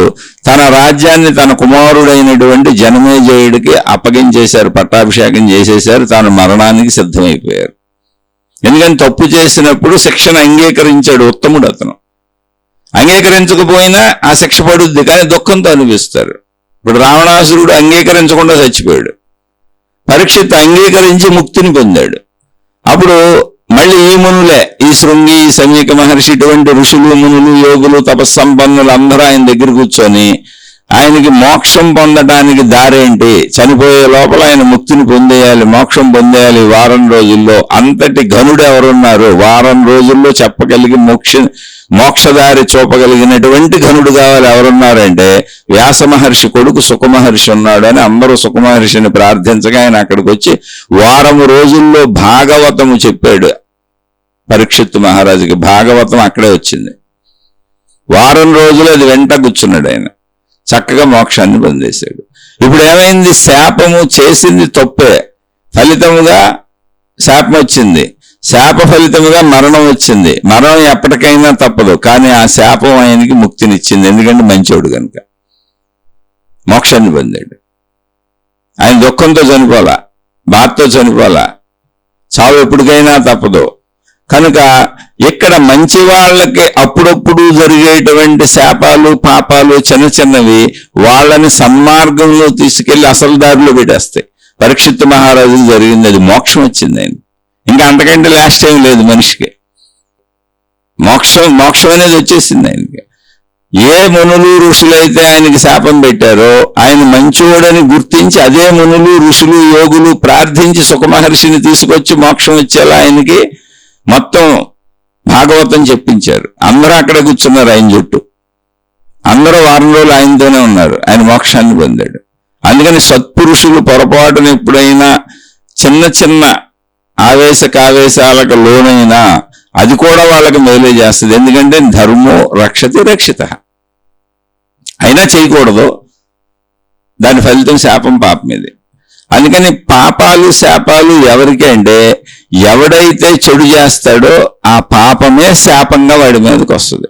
అది మనుషుల నోట్లోంచి రావచ్చు. ఇప్పుడు చాలా మంది రౌడీలు, గోండాలు, దుర్మార్గులు, అనేక మంది రాజకీయ నాయకులు దుర్మార్గపు ప్రవర్తనలో వాళ్ళ అధికారాలు ఉన్నప్పుడు వాళ్ళ అండదండలు చూసుకొని రౌడీలు, గోండాలు రకరకాల ప్రవర్తనలో నిస్సహాయులు ఏం చేస్తారు పాపం, బలం లేనోళ్ళు. అప్పుడు వాళ్ళు భగవంతుణ్ణి వేడుకుంటారు, ఇటువంటి దుర్మార్గుల్ని ఇలా బతకనిస్తున్నావయ్యా, మా బతుకుని వాళ్ళు చెడగొట్టేస్తున్నారు, మాకు బతకటానికే లేకుండా చేస్తున్నారు, మేము ఎలా బతకమన్న వాళ్ళ ఆర్తి ఆక్రందన శాపంగా పాపంగా మారుతుంది. ఆ శిక్షలన్నీ వాళ్ళు అనుభవిస్తారు. ఎందుకని వీళ్ళలో ఉన్న ప్రాణశక్తి అంటే అన్యాయానికి లోనైనటువంటి సామాన్యుల్లో ఉన్న ప్రాణశక్తి, అన్యాయానికి గురి చేస్తున్నటువంటి రౌడీలు, గోండాలు, దౌర్జన్యకారులు, బంధువులు కావచ్చు, ఇంకోళ్ళు కావచ్చు, అన్యాయం చేస్తున్న వాళ్ళలో ఉన్న ప్రాణశక్తి, కర్మ సిద్ధాంతాన్ని నడుపుతున్న విశ్వశక్తి ఒకటే కనుక దాన్ని అలాగే తెచ్చి నీకు పెడుతుంది, అలాగే తెచ్చి నీకు ఇస్తుంది. అంటే అది ఎవరికి వాళ్ళు పరిశీలించుకుంటే నువ్వు ఎలాంటి తప్పు చేశావో అలాంటి తప్పుకు సంబంధించిన కర్మఫలాలే అనుభవిస్తూ దుఃఖపడతా ఉంటావు. నీకు అర్థమవుద్దు, నేను ఈ తప్పు చేశాను, నాకు ఈ శిక్ష పడింది అని. ప్రతి మనిషికి తెలుసు నేను ఈ తప్పు చేశాను, ఈ శిక్ష పడుతుంది నాకు. కానీ అహంకారం చేత రావణాసురుడు లాంటి వాళ్ళు అహంకారం చేత తమను తాము మార్చుకోకుండా చనిపోవటానికి ఇష్టపడతారు. అహంకార బలం, చెడు బలం, అజ్ఞాన బలం అంత ఉంటుంది వాళ్ళకి, మారటానికి ఇష్టపడరు. కానీ పరీక్షిత్తు మహారాజు లాంటి వాళ్ళు నేను తప్పు చేశానని ఒప్పుకొని మళ్ళీ ఎవరి దగ్గర తప్పు చేశారో ఆ మహర్షుల సాంగత్యం చేతే మోక్షాన్ని పొందాడు. ఆ మహర్షులే అతను ధర్మాత్ముడు, పొరపాటుని ఏదో చిన్న పొరపాటు చేశాడు, దానికి మనం ఇంత శాపం పెట్టి ఆయన్ని శపించకూడదు, కానీ కర్మ జరిగిపోయింది కనుక శాపం వచ్చేసింది, పాపం వచ్చేసింది కనుక ఇప్పుడు మోక్షం అనే దాంతో ఆయన్ని దాని నుంచి తప్పించాలి. మరణం అయితే తప్పదు, ఎవరికైనా ఎప్పుడైనా తప్పదు, కాబట్టి మోక్షాన్ని కలిగిద్దాం అని మహాత్ముని చేతిలో ఉన్నది మోక్షం కనుక మోక్ష దారిని చూపించి మోక్షం కలిగేలా ఆయనకి అన్నింటినీ అందించారు. ఆయన మోక్షాన్ని పొందాడు, ఆయన సాధన చేసుకున్నాడు, మోక్షాన్ని పొందాడు. అందుకని ధర్మో రక్షిత రక్షిత, నువ్వు మంచిగా ఉండు. ఈ శాపాలు పాపాలన్నీ చెడ్డవాళ్ళకే. ఇప్పుడు బ్రహ్మాస్త్రం వేసినటువంటి అశ్వత్థామ, బ్రహ్మాస్త్రం వేసాడు అశ్వత్థామ, అది కూడా శాపం లాంటిదే. ఎందుకని అస్త్రం అది మంత్రం, మొత్తం పాండవ వంశ నాశనం అయిపోవాలని వేసాడు, శాపం లాంటిది అది. కానీ అకారణ శాపం అది. వాడి శాపానికి అర్థం లేదు, పర్థం లేదు. వాడు దుర్మార్గుడు అయిన దుర్యోధనుడు వైపు యుద్ధం చేస్తున్నాడు. దుర్యోధనుడికి మాట ఇచ్చి పాండవ వంశ నాశనం చేస్తానని నిద్రపోతున్న పాండవుల పిల్లల్ని, చిన్నపిల్లల్ని మెడకాయలు నరికేసి చంపేశాడు.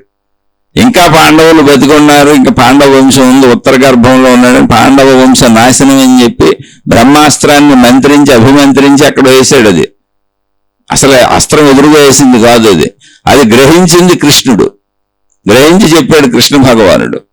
అప్పుడు అర్జునుడు దానికి ఉపసంహారంగా ఇంకో బ్రహ్మాస్త్రాన్ని వేశాడు. అక్కడ ఇంకా పెద్దది జరిగింది, చెడ్డవాడు ఎలా ఉంటాడు, మంచివాడు ఎలా ఉంటాడని. అర్జునుడు కూడా ఇంకో బ్రహ్మాస్త్రాన్ని వేశాడు. ఏంటి? అశ్వత్థామ వేసిన బ్రహ్మాస్త్రాన్ని ఎదుర్కోవడానికి అర్జునుడు ఇంకో బ్రహ్మాస్త్రం వేశాడు. రెండు బ్రహ్మాస్త్రాలు ఒకేసారి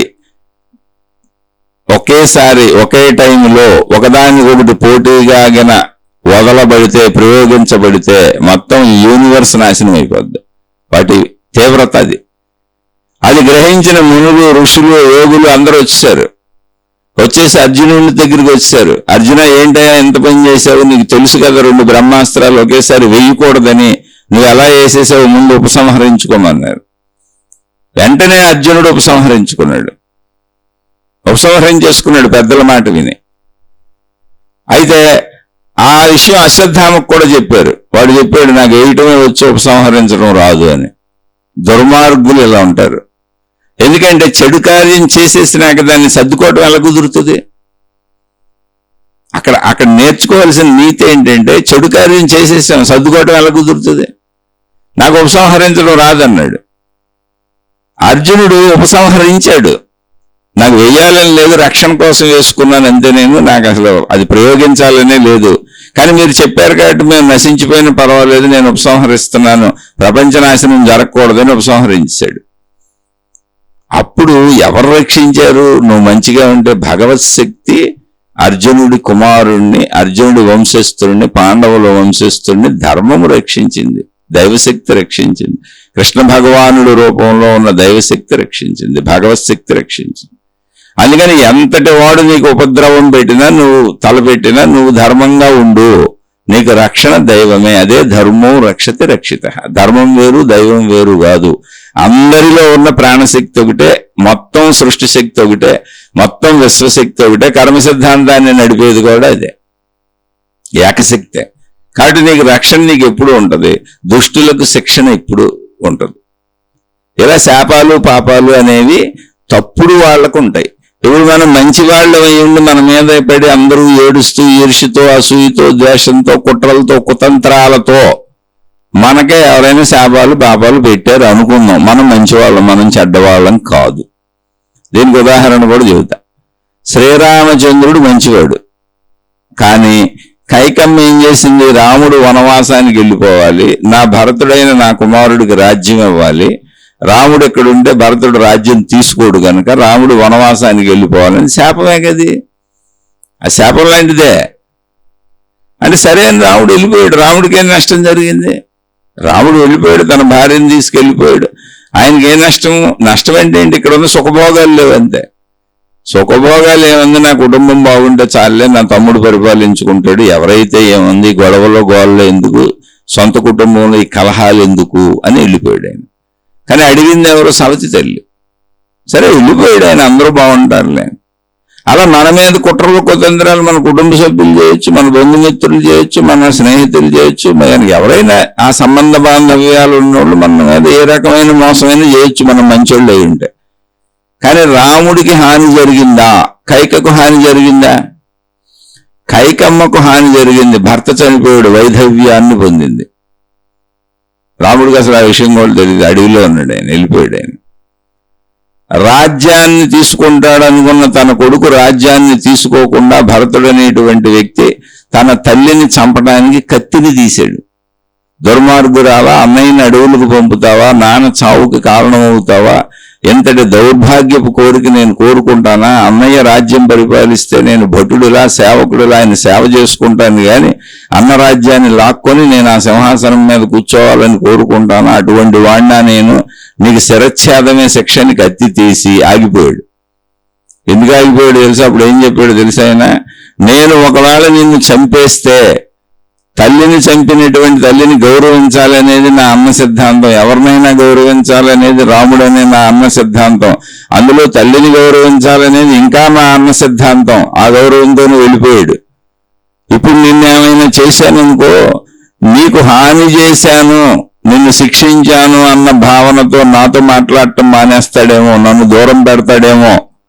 ఎందుకు వచ్చింది? నా అన్న భావంలో నేను చెడ్డవాడిని అవ్వకూడదు, నా అన్నకి దూరం అవ్వకూడదు, కనుక నువ్వు బతికిపోతున్నావు, నిన్ను వదిలేస్తున్నానని చెప్పి వదిలేశాడు తల్లిని.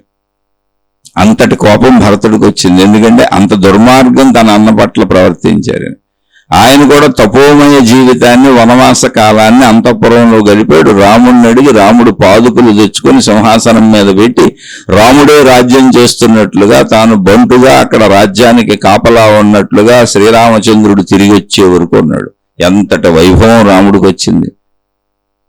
అవి శాపాలు లాంటివే. ఎంత నష్టపోయింది కైకమ్మ తల్లి! తన కొడుకునే కోల్పోయిందిగా. ఏ కొడుకు కోసం రాజ్యం అడిగిందో ఆ కొడుకునే కోల్పోయిందిగా.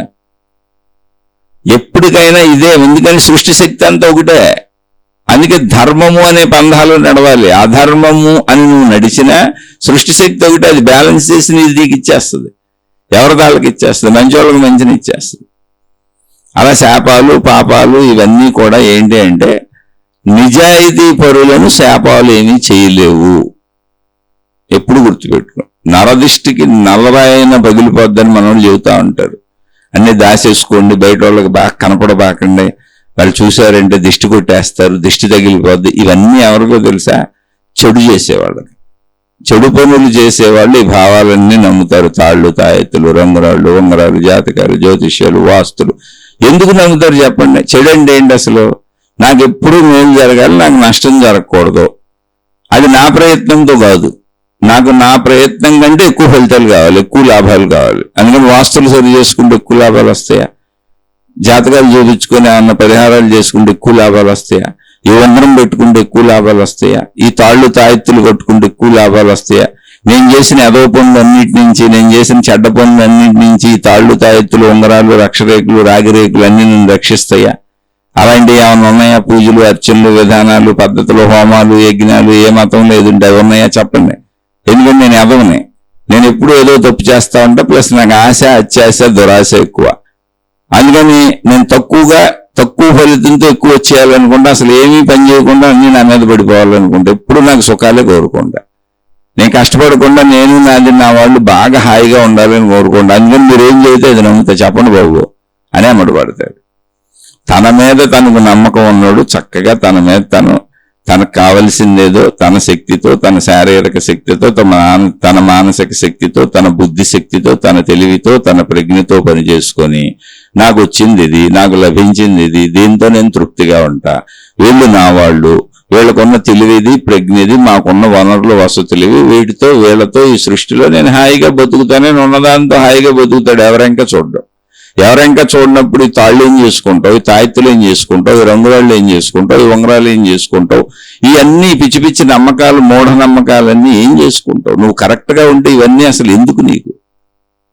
నువ్వు కరెక్ట్గా లేనప్పుడు నిన్ను రక్షించుకోవటానికి, లేదా నీ ఆశలు, అత్యాశలు, కోరికలు తీర్చుకోవటానికి ఇవన్నీ నీకు కావాలి. నీకు తెలుసు నీ అంతరంగంలో నేను తప్పుగా ఉన్నాను, లేదా నా అంతరంగంలో నాకు అత్యాశ ఉంది, దురాశ ఉంది అన్నవాళ్ళు మాత్రమే వీటన్నింటినీ దగ్గర పెట్టుకు తిరుగుతూ ఉంటారు. అటువంటి వాళ్ళందరినీ దగ్గర పోగేసుకు తిరుగుతూ ఉంటారు. అంటే వాళ్ళకి లోపల అభద్రతా భావం ఉంది, అత్యాశాభావం ఉంది. వాళ్ళు పైకి ఎంత గొప్పవాళ్ళు కానీ కనపడవచ్చు. కానీ తన తాను బతుకుతున్నటువంటి ఒక అతి సామాన్యుడు, నిరుపేద, కూలి అత్యద్భుత ధైర్యంగా ఇంటి ముందు మంచం వేసుకొని హాయిగా నిద్రపోతూ ఉంటాడు. అదొక పూరు గుడిసె. అసలు వాస్తు కాదు కదా, తూర్పేటో తెలియదు, ఉత్తరమేటో తెలియదు, దక్షిణమేటో తెలియదు. అసలు ఏ దిక్కేటి ఉందంటే చెప్పలేడు, తెలీదు. గడియారం మనం ఇచ్చినా కూడా టైం ఎంత అయిందంటే చెప్పలేడు, చదువుకోలేదు. కానీ నిస్సంకోచంగా హాయిగా అలా రోడ్డు మీద ఇంటి ముందు మంచం వేసుకొని అసలు ఎటువంటి భావన లేకుండా, భయం లేకుండా ఆదమరిచి నిద్రపోతూ ఉంటాడు. చక్కగా పగలెళ్ళి పని చేసుకొస్తాడు, భార్యాపిల్లలను శుభ్రంగా చూసుకుంటాడు. ఆ కుటుంబంలో అందరూ అలా ఆదమరిచి నిద్రపోతూనే ఉంటారు. ఎవరో ఏ తప్పులు చేయని వాళ్ళు, అది నిరుపేదైనా, అపర కుబేరుడైనా, మధ్యతరగతి వాళ్ళైనా, మానవులలో ఏ తప్పు చేయని వాళ్ళు ఏ మూఢనమ్మకాలకి వెళ్ళరు. అసలు అవసరం లేదు వాళ్ళకి నమ్మకంతో. వాళ్ళు దేవుణ్ణి గౌరవించవచ్చు కాక, దేవతను గౌరవించవచ్చు కాక, మతమును గౌరవించవచ్చు కాక, గురువుల్ని గౌరవించవచ్చు కాక, జ్ఞాన గ్రంథములు గౌరవించవచ్చు కాక, ప్రార్థనాలయములు గౌరవించవచ్చు కాక, వాటికి నమస్కారం చేయొచ్చు కాక, వాటికి అవసరమైనటువంటి ఆ విధానాలు పాటించవచ్చు కాక. కానీ వాళ్ళ కోరికలు ఉండవు. వాళ్ళ కోరిక ఒకటే, నేను ఎప్పుడు మంచిగా ఉండాలని కోరుకుంటారు. అంతే, మంచిగానే ఉంటారు వాళ్ళు. అత్యాశలు ఉండవు, దుర్మార్గాలు ఉండవు, ఎవరికి హాని చేయరు. వాళ్ళకి అసలు భయం ఎందుకు ఉంటుంది? భయం లేనివాడికి తాడు ఎందుకు, తాయెత్తు ఎందుకు, ఉంగరం ఎందుకు, రంగురాళ్ళు ఎందుకు, వాస్తు ఎందుకు, జాతకం ఎందుకు, జ్యోతిష్యం ఎందుకు? అసలు ఇన్ని రకాల విచిత్రమైనటువంటి మూఢనమ్మకాలు ఎందుకు? పేర్ల అక్షరాలు మార్పు. నీకు భయం ఉంది. ఆ భయం ఆశలోంచి పుట్టి ఉండొచ్చు, లేదా నీ తప్పుడు పనులోంచి పుట్టి ఉండొచ్చు, నీ తప్పుడు ఆలోచనలోంచి పుట్టి ఉండొచ్చు. నీ అంతరంగం నీకే తెలుస్తుంది. ఆ భయమే శాపాలు, పాపాలే నీకు తగులుద్ది. అందుకే మీరు ఎవరైనా చూడండి, దుర్మార్గులు ఉన్నారనుకోండి, చెడ్డవాళ్ళు ఉన్నారనుకోండి, చుట్టుపక్కల వాళ్ళు అందరూ అనుకుంటా ఉంటారు వీళ్ళు ఎప్పుడు నాశనం అయిపోతారా అని. ఎందుకని అందరినీ ఇబ్బంది పెడుతుంటారు వీళ్ళు, అందరినీ బాధ పెడుతుంటారు, అందరినీ కష్టపెడుతుంటారు. అంటే ఇది నేను నిజంగా ప్రకృతి ఎలా పనిచేస్తుంది అనేది చూశాను. మనకు కొంచెం ఓర్పుగా ఉంటే చాలు. ఎలా చూశానంటే చాలా మందిలో ఇళ్లలో చూశాను, మా ఇంట్లో చూశాను. నేను చేసిన తప్పులకి నాకు వచ్చిన శిక్షలు చూశాను. అలా నా చుట్టూ ఉన్న వాళ్ళు ఏ తప్పులు చేశారో మనకు తెలుస్తూ ఉంటాయిగా, వాళ్ళు పడేవి చూశాను. వాళ్ళ తప్పులకి వాళ్ళ శిక్షలు చూశాను. మానసిక భయాలు, శారీరక అనారోగ్యాలు, ఇలా అనేకం చూశాను. కానీ ఒకటి బాగా గుర్తుండిపోయిన సంఘటన ఒకటి ఉంది నాకు. ఒక వ్యక్తి రోడ్డు టర్నింగ్, అంటే అది ఒక మెయిన్ రోడ్డు, ఒక ఊరు నుంచి ఇంకో ఊరు వెళ్ళే ప్రజలందరూ ఊళ్ళోకి వెళ్ళడానికి ఒక మెయిన్ రోడ్డు. అది కరెక్ట్గా టర్నింగ్ ఉంటుంది అక్కడ. అంటే టర్నింగ్ అటువైపు నుంచి ఎవరు వస్తున్నారో మనకు అసలు కనపడదు. ఆ టర్నింగ్ లో ఒక ఇంటి ముందు లారీని ఆపాడు. మామూలుగానే ఆ టర్నింగ్ లో జాగ్రత్తగా వెళ్ళాలి. ఇతను లారీని అక్కడ పెట్టేశాడు, ఆ ప్రదేశంలో పెట్టాడు, కొంచెం ఖాళీ ఉంది రోడ్లో అని. మామూలుగా లారీ లేకపోయినా కూడా ఆ టర్నింగ్ లో ఎదుటి వాళ్ళు హార్న్ కొట్టకుండా వస్తే యాక్సిడెంట్లు అయిపోతాయి. అంత పెద్ద టర్నింగ్ అది, ఏం కనపడదు అటేపు. హార్న్ కొట్టుకుంటే స్లో చేసుకొని వాహనాన్ని జాగ్రత్తగా వెళ్ళి చూసుకెళ్ళాలి. అది 2 టర్నింగ్లు వస్తాయి. ఒక టర్నింగ్ ఇక్కడ తిరుగుతుంది, మళ్ళీ వెంటనే ఇంకో టర్నింగ్ వస్తుంది. ఇది ఒక టర్నింగ్ లో లారీ అడ్డం పెట్టేశాడు. అంటే అడ్డం పెట్టాన్ని అతను అనుకోవాలా, రోడ్డు పక్కన పెట్టెళ్ళాడు అంతే. అలా ఆ లారీ ఏదో రిపేర్ రావటం, ఏదో ప్రాబ్లమో, 2-3 నెలలు ఆ లారీ అక్కడే ఉంది. రోజు మా పిల్లల్ని దింపడానికి కారులో వెళ్ళేవాళ్ళం మేము స్కూల్కి. ఆ టర్నింగ్ కాడికి రాగానే కన్ఫ్యూజ్ అయ్యేవాడిని. అరే బాబు అని జాగ్రత్తగా వెళ్ళి రోజు ఇంచుమించు 2 రోజులకు ఒకసారి అనేవాడిని, ఎవడు ఇక్కడ తెచ్చి పెట్టాడు లారీ, కొంచెం అవతల పెట్టచ్చు, వెనకాల బోల్డ్ ప్లేస్ ఉంది, మరి అక్కడ ఎందుకు పెట్టుకున్నాడు? ఆ ఇల్లు ఒకవేళ ఆలదో లేదా ఎవరన్నా చూస్తారా ఇల్లు అని అక్కడ పెట్టుకున్నాడో తెలియదు. బోల్డ్ ప్లేస్ ఉంది పక్కనే, అక్కడ పెట్టొచ్చు, అసలు ఎవరికి ఇబ్బంది లేకుండా అక్కడ పెట్టాడు. నేనే కాదు, ప్రతి వ్యక్తి అటు వెళ్ళేవాడు. చాలా మొత్తం ఈ ఊరంతా అటు వెళ్తుంది. ఈ ఊరికి వచ్చే వాళ్ళందరూ అటు నుంచి రావాలి. కొన్ని వందల వేల వాహనాలు వెళ్తాయి రోజు, లక్షలని చెప్పినా ఆశ్చర్యపోకర్లా. అందరూ కన్ఫ్యూజ్ అవుతారు అక్కడికి రాగానే, ఎందుకంటే అటేపు ఎవరు వస్తున్నారు కనపడదు, యాక్సిడెంట్లు అయిపోతాయి. చాలా యాక్సిడెంట్లు కూడా అయినాయి. చాలా జాగ్రత్తగా వెళ్ళేవాళ్ళం. ఒక 3 నెలల తర్వాత మామూలు గడిచిపోయింది, లారీ లేదు అక్కడ. లారీ లేదు మామూలుగా. ఓహో తీసేసినట్టున్నాడు రా మా ఆయన, పనుల్లో కొద్దిగా కనపడుతుంది అనుకున్నాను. సరే ఆ తర్వాత అతను తీసేశాడు, లారీ లేదు. తర్వాత రోజు నేను ఎందుకో బండి వేసుకొని నేను చెబుతున్న ఒక 25 ఏళ్ల క్రితం విషయం. అయితే నేను ఇవన్నీ గమనించుకుంటూ వస్తున్నా జీవితంలో, నా జీవితంలో, నా చుట్టుపక్కల జీవితాల్లో, చుట్టుపక్కల ప్రదేశాలలో ఎవరు ఎలా చేస్తున్నారని. ఒకరు అది ఆ 3 నెలల తర్వాత లారీ తీసేశాడు, ఏదో ఇక జాస లేదు నాకు. నేను బజార్ వెళ్ళి వస్తున్నా, ఒకరోజు సరుకులు తీసుకొని ఇంటికి వస్తున్నా. అప్పుడు నేను ఏదో నా చిన్న స్కూటీ లాంటిది ఎల్ఎంఎల్ వెస్పా ఉంటే దాని మీద వస్తున్నా సరుకులు పెట్టుకొని. ఒక చోట, అంటే మా ఇంటికి వచ్చే దగ్గరలోనే, ఆ లారీ పెట్టే ప్రదేశానికి 1 కిలోమీటర్న్నర అవతల పెద్ద జనం గుమిగూడు ఉన్నారు. రోడ్డు అంతా జనం గుమిగూడు ఉన్నారు. ట్రాఫిక్ ఆగిపోయాను. నేను కూడా వెళ్ళడానికి దారి లేదు. సరే వాహనం పక్కన పెట్టి ఏంటని చూశాను. అక్కడ ఒక లారీ ఉంది. ఆ లారీ కిందకి ఒక మోటార్ సైకిల్ వెళ్ళిపోయి మనుషులు దాని కింద పడి చచ్చిపోయి లారీ వాళ్ళ మీద ఎక్కేస్తుంది. ఆ లారీ ఇక్కడ అడ్డం పెట్టిన లారీనే, ఇక్కడ ఆ వ్యక్తి అడ్డం పెట్టిన లారీనే. అది 3 నెలలు అక్కడ ఉంచేసిన లారీ. తర్వాత దాన్ని బాగు చేసుకుని అతను మొత్తం అయిపోయి రంగులు వేసుకొని ఆ రోజే ప్రారంభించాడు. 1 కిలోమీటర్ వచ్చాడు. ఎవరో తాగుబోతులు వచ్చి లారీ కింద దూరిపోయారు. ఇంతకే దాని కింద పడి చచ్చిపోయిన వాళ్ళు తాగుబోతులు వచ్చి దాని కింద దూరిపోయారు. అతను సడన్ బ్రేక్ లేసి ఆపేటప్పటికే లారీ వాళ్ళ మీద ఎక్కేసింది, చచ్చిపోవటం అయిపోయింది. ఆ లారీ కోర్టు కేసుల్లోకి వెళ్ళిపోయింది. మళ్ళీ లారీని తీసుకెళ్లి పోలీస్ స్టేషన్లో ఒక మూల పడేశారు. ఇంకా ఆ లారీ జీవితం ఖండమైపోయింది. ఇప్పుడు ఇంతకీ అతను ఏం తప్పులు చేశాడు, అతని వ్యక్తిగత జీవితం మనకు తెలియదు. కానీ 3 నెలలు రోజుకి కొన్ని వేల మందిని అక్కడికి వచ్చేటప్పటికి, ఆ పాయింట్కి వచ్చేటప్పటికి ఇబ్బంది పడేవాళ్ళం.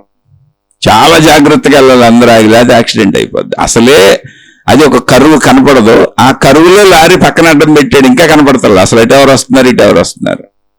అంటే ఏంటి, నేను రోడ్డు మీద నేను ఎవరికి హాని చేయలేదు, రోడ్డు మీద ఏదో వాహనం పెట్టానంటే అది కూడా కర్మ సిద్ధాంతం. వేల మంది భయపడ్డారు నీ వలన 3 నెలల్లో. ప్రతిరోజు ప్రతోడు ఆగి చూసుకుని వెళ్లాల్సి వచ్చింది. టైం వృధా అయింది, భయానికి లోనయ్యారు, కొన్ని యాక్సిడెంట్లు కూడా అయినాయి. ఇలా కొంతమంది ఇళ్ల ముందు ఇల్లు ఆక్రమించేసి, అంటే మొత్తం స్థలం అంతా ఇల్లు కట్టేస్తారు, రోడ్డు మీదకి మెట్లు కట్టేస్తారు, రోడ్డుని ఆక్రమించేస్తారు. మళ్ళీ వాళ్ళ ఇంటి ముందు రోడ్డు మీద కోళ్లు పెంచుతారు, కుక్కలు పెంచుతారు, మొక్కలు పెంచుతారు. ఏంటి పబ్లిక్ రోడ్డు అది. అటు వెళ్ళే వాళ్ళందరికీ ఎంతో ఇరుకుగా ఉంటుంది. ఎన్నిసార్లు చూసాను వాహనాలు అడ్డం పెడతారు, వెళ్ళెవరో పాపం నానా బాధలు పడాలి. ఎందుకంటే ఆ బాధలు నేనే మా వీధిలో మా రోడ్లో రోజు పడతానే ఉంటాను. కానీ నేను ఎవరిని ఏమన్నా, ఎందుకనంటే వాళ్ళకి అలా అనిపిస్తుంది, చేస్తున్నారు, మనకెందుకు మన దారి మనం పోదాం. ఇలా బయట జరిగిన వాటికి కూడా అన్నిటికీ కర్మ సిద్ధాంతాలు ఉన్నాయి. ఇవన్నీ గమనించుకొని నేను చూశాను.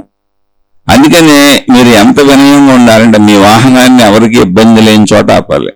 మీ వాహనాన్ని మీరు నడుపుకెళ్తున్నా, మీరు రోడ్డు మీద వెళ్తున్నా, మీరు జీవిస్తున్నా ఇతరులకు ఇబ్బంది లేకుండా జీవించాలి. మీరు సర్వ సుఖభోగాలు అనుభవించవచ్చు, విమానాల్లో కూడా తిరగచ్చు, కానీ ఎవరికి ఇబ్బంది లేని విధంగా ఉండాలి. ఇప్పుడు మా సందులో రోజు మేము బయటకు వెళ్ళాలంటే మొత్తం సందంతా మూసేస్తారు. అటుబళ్ళు ఇటుబళ్ళు, కోళ్లు పెంచుతారు, మొక్కలు పెంచారు. పబ్లిక్ రోడ్డు మీద మొక్కలు పెంచేసుకుంటున్నారు, ఇంటి ముందు రోడ్డు ఆక్రమించేశారు. ఎదురుగా ఒక వాహనం వస్తే ఇంకా క్రాస్ చేసి వెళ్ళడానికి అసలు లేదు. కానీ జనరల్గా వీళ్ళందరూ ఆక్రమించకుండా ఉంటే ఎదురుగుండా ఇంకో ఆటో వచ్చింది అనుకోండి, ఆటో కూడా వెళ్ళిపోవచ్చు. కానీ లేదు, అక్కడ గేదెలు పెంచుతారు, మేకలు పెంచుతారు, చిత్ర విచిత్రాలు చేస్తారు. ఏం చేస్తాం? ఏమీ చేయలేము. ఎందుకంటే వాళ్ళకున్న పరిస్థితి అది. వాళ్ళకి ప్రదేశం లేదు, వాళ్ళు తక్కువ స్థాయిలో ఉన్నారు, వాళ్ళని చూస్తే జాలేస్తుంది, వాళ్ళు అలా చేస్తున్నారు. కొంతమంది ఎక్కువ స్థాయిలో ఉన్నోళ్ళు కూడా, అన్ని ఉన్న ఫెసిలిటీస్ ఉన్నోళ్ళు కూడా పక్క స్థలాలన్నీ ఆక్రమించి వాడేసుకుంటుంటారు, దౌర్జన్యాలు చేస్తుంటారు. రోడ్ల మీద కదా మేము చేసేది, రోడ్డు మీదకి 4 మెట్లు కట్టేస్తే ఏమయ్యా మీకేం పోయిందంటారు. ఒరే నాయన, రోడ్డు పబ్లిక్ ప్రాపర్టీ, నువ్వు 4 మెట్లు ఎంత కట్టావో, ఎన్ని సంవత్సరాలు ఆ 4 మెట్లు పబ్లిక్ ప్రాపర్టీని అనుభవించావో అంత కష్టం నువ్వు అనుభవించక తప్పదు. కర్మసిద్ధాంతం ఎక్కడికి పోద్ది, అది పబ్లిక్ ప్రాపర్టీ కదా. అలా ఎవరిష్టానుసారం వాళ్ళు చేస్తుంటారు. అందుకని జీవితంలో శాపాలు పాపాలు అనేవి మనుషులు అంటే తగులుతాయి అంటే తగలవు. అసలు మంచోడికి ఏమీ తగలదు, మంచోళ్ళు భయమే పడక్కర్ల.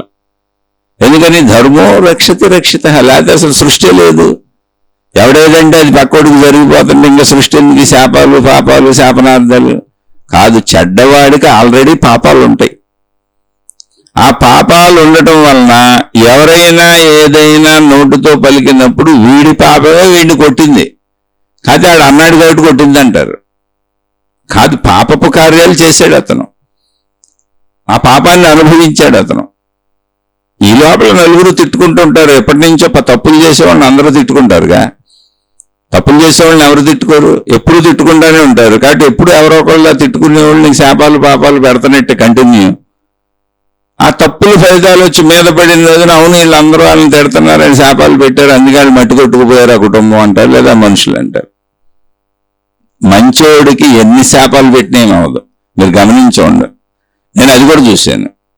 మంచిగా ఉంటే ఎవరెన్ని శాపాలు పెడితే ఈర్ష్యతో పెడుతున్నారు, అసూయతో పెడుతున్నారు. ఇప్పుడు రాముడిని ఎవరెన్ని అంటే ఏమైంది? ఆ కైకమ్మ బోల్డ్ అందా ఏదో చేసింది, ఏమన్నా అయింది ఆయనకి?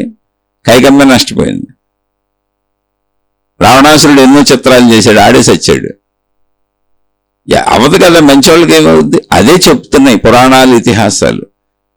మంచి వాళ్ళకి ఎప్పుడూ శాపాలు పాపాలు పనిచేయవు. ఈ దిష్టులు తాళ్ళు తాయెత్తులు రంగురాళ్ళు ఉంగరాలు ఇవన్నీ కూడా భయంతో చేసుకుంటున్న పనులు. ఎందుకంటే తప్పును వదలలేని మనిషి తనను రక్షించుకోవడానికి భయంతో ఏదో ఒకటి చేసుకుంటాడు.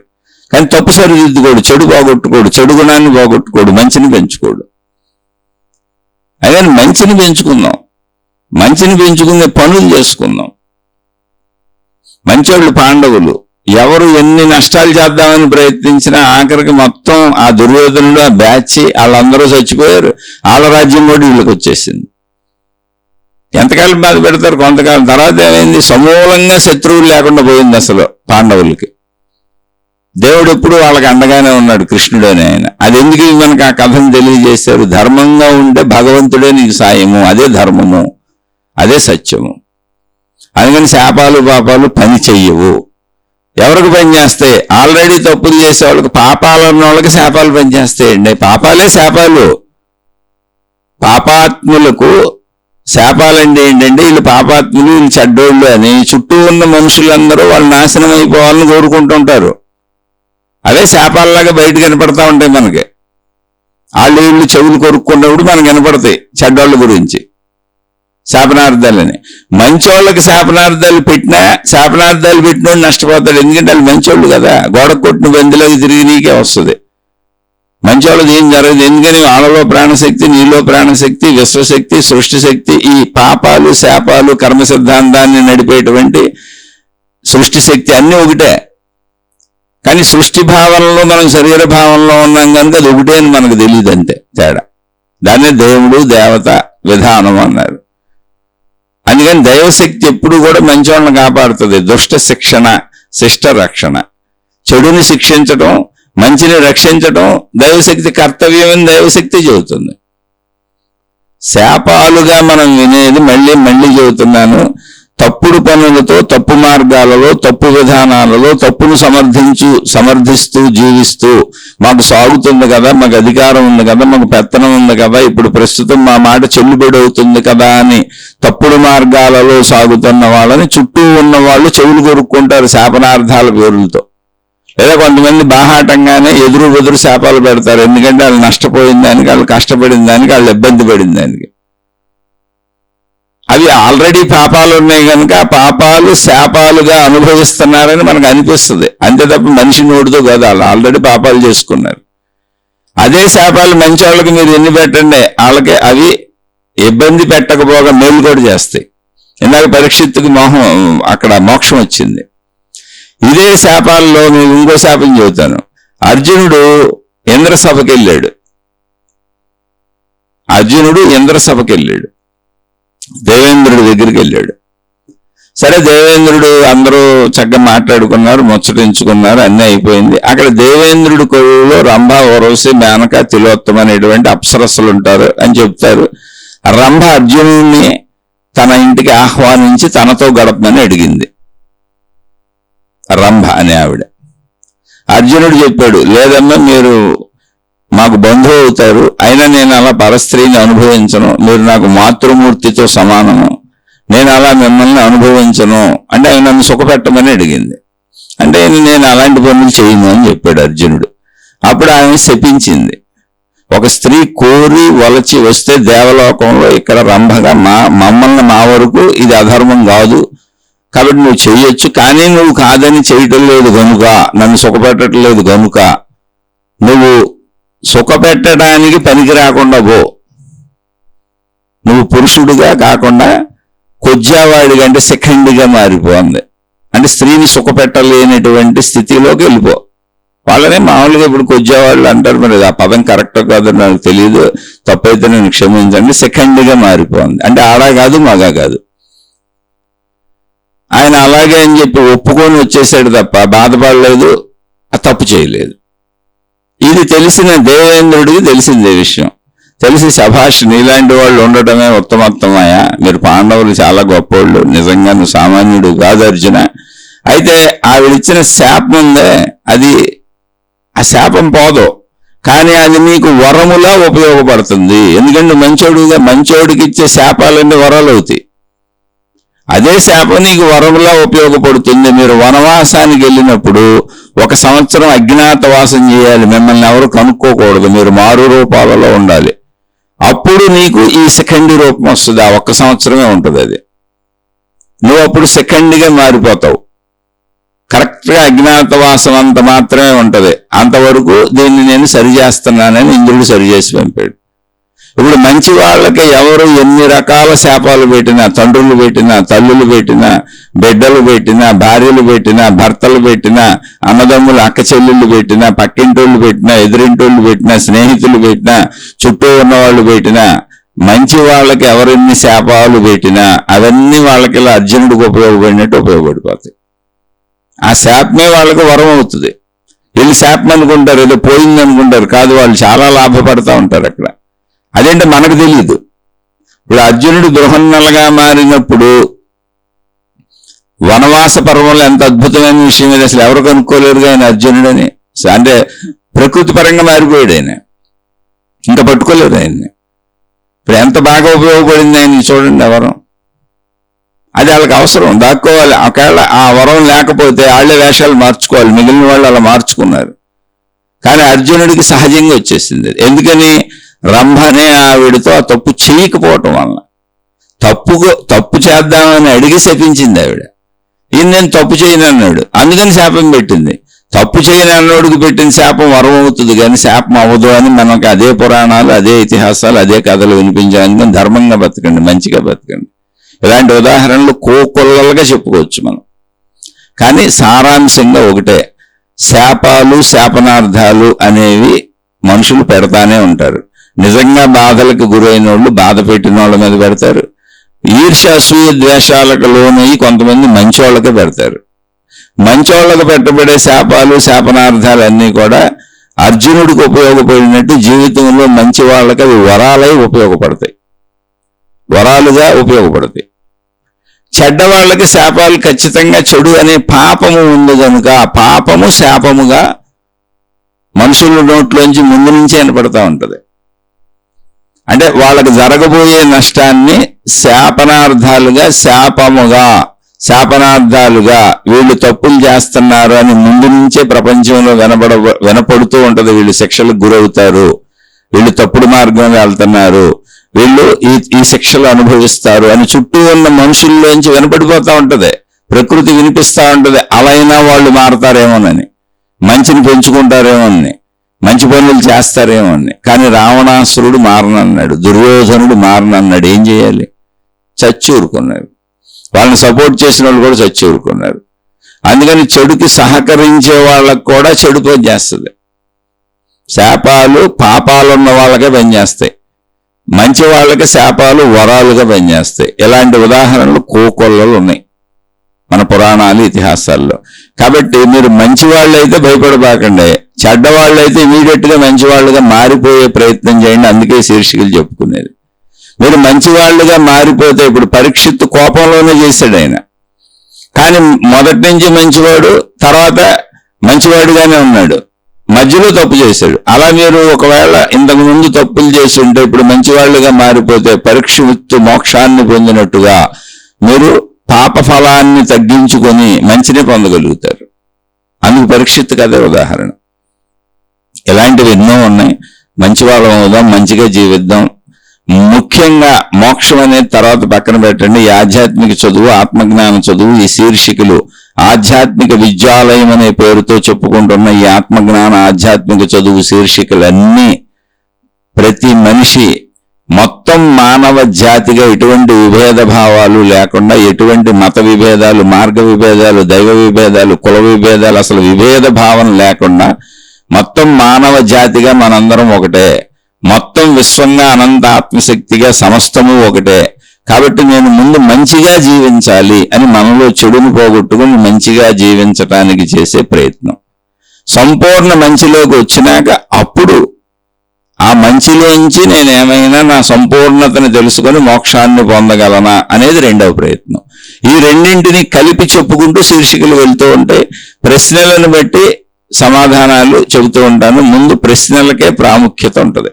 ఇంకా నేను చెప్పవలసిన సమాధానం చెప్పవలసిన ప్రశ్నలు చాలా ఉన్నాయి.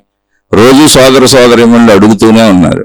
ప్రశ్నలన్నీ ఆగిపోయిన రోజున ఇంతకుముందు నేను కొన్ని గ్రంథాలు చదవటం మొదలుపెట్టి ఆపాను. ఆత్మబోధ అనే గ్రంథం శంకరాచార్యుల వారిది. ఆల్రెడీ ఎంతో మంది మహాత్ములు చెప్పారు, అల్లా నేను అంత గొప్పగా చెప్పలేను కూడా. కానీ ఆత్మజ్ఞాన మార్గానికి అది ఉపకరిస్తుందని దాన్ని తీసుకున్నాను, చెబుదాము, దాన్ని మనం మననం చేసుకుందాం, శ్రవణం చేసుకుందాం అని. అయితే అది కొంత చెప్పి ఆపేశాను. ఎందుకని ప్రశ్నలు పెరిగిపోతున్నాయి. ముందు ప్రశ్నల వల్ల సందేహం తీరిస్తే వాళ్ళు ఒక అడుగు ముందుకు వేసుకొని వెళ్తారు. అలా యోగ వాసిష్టం చెప్పాను, దాన్ని ఆపాను కొంత చెప్పినాక.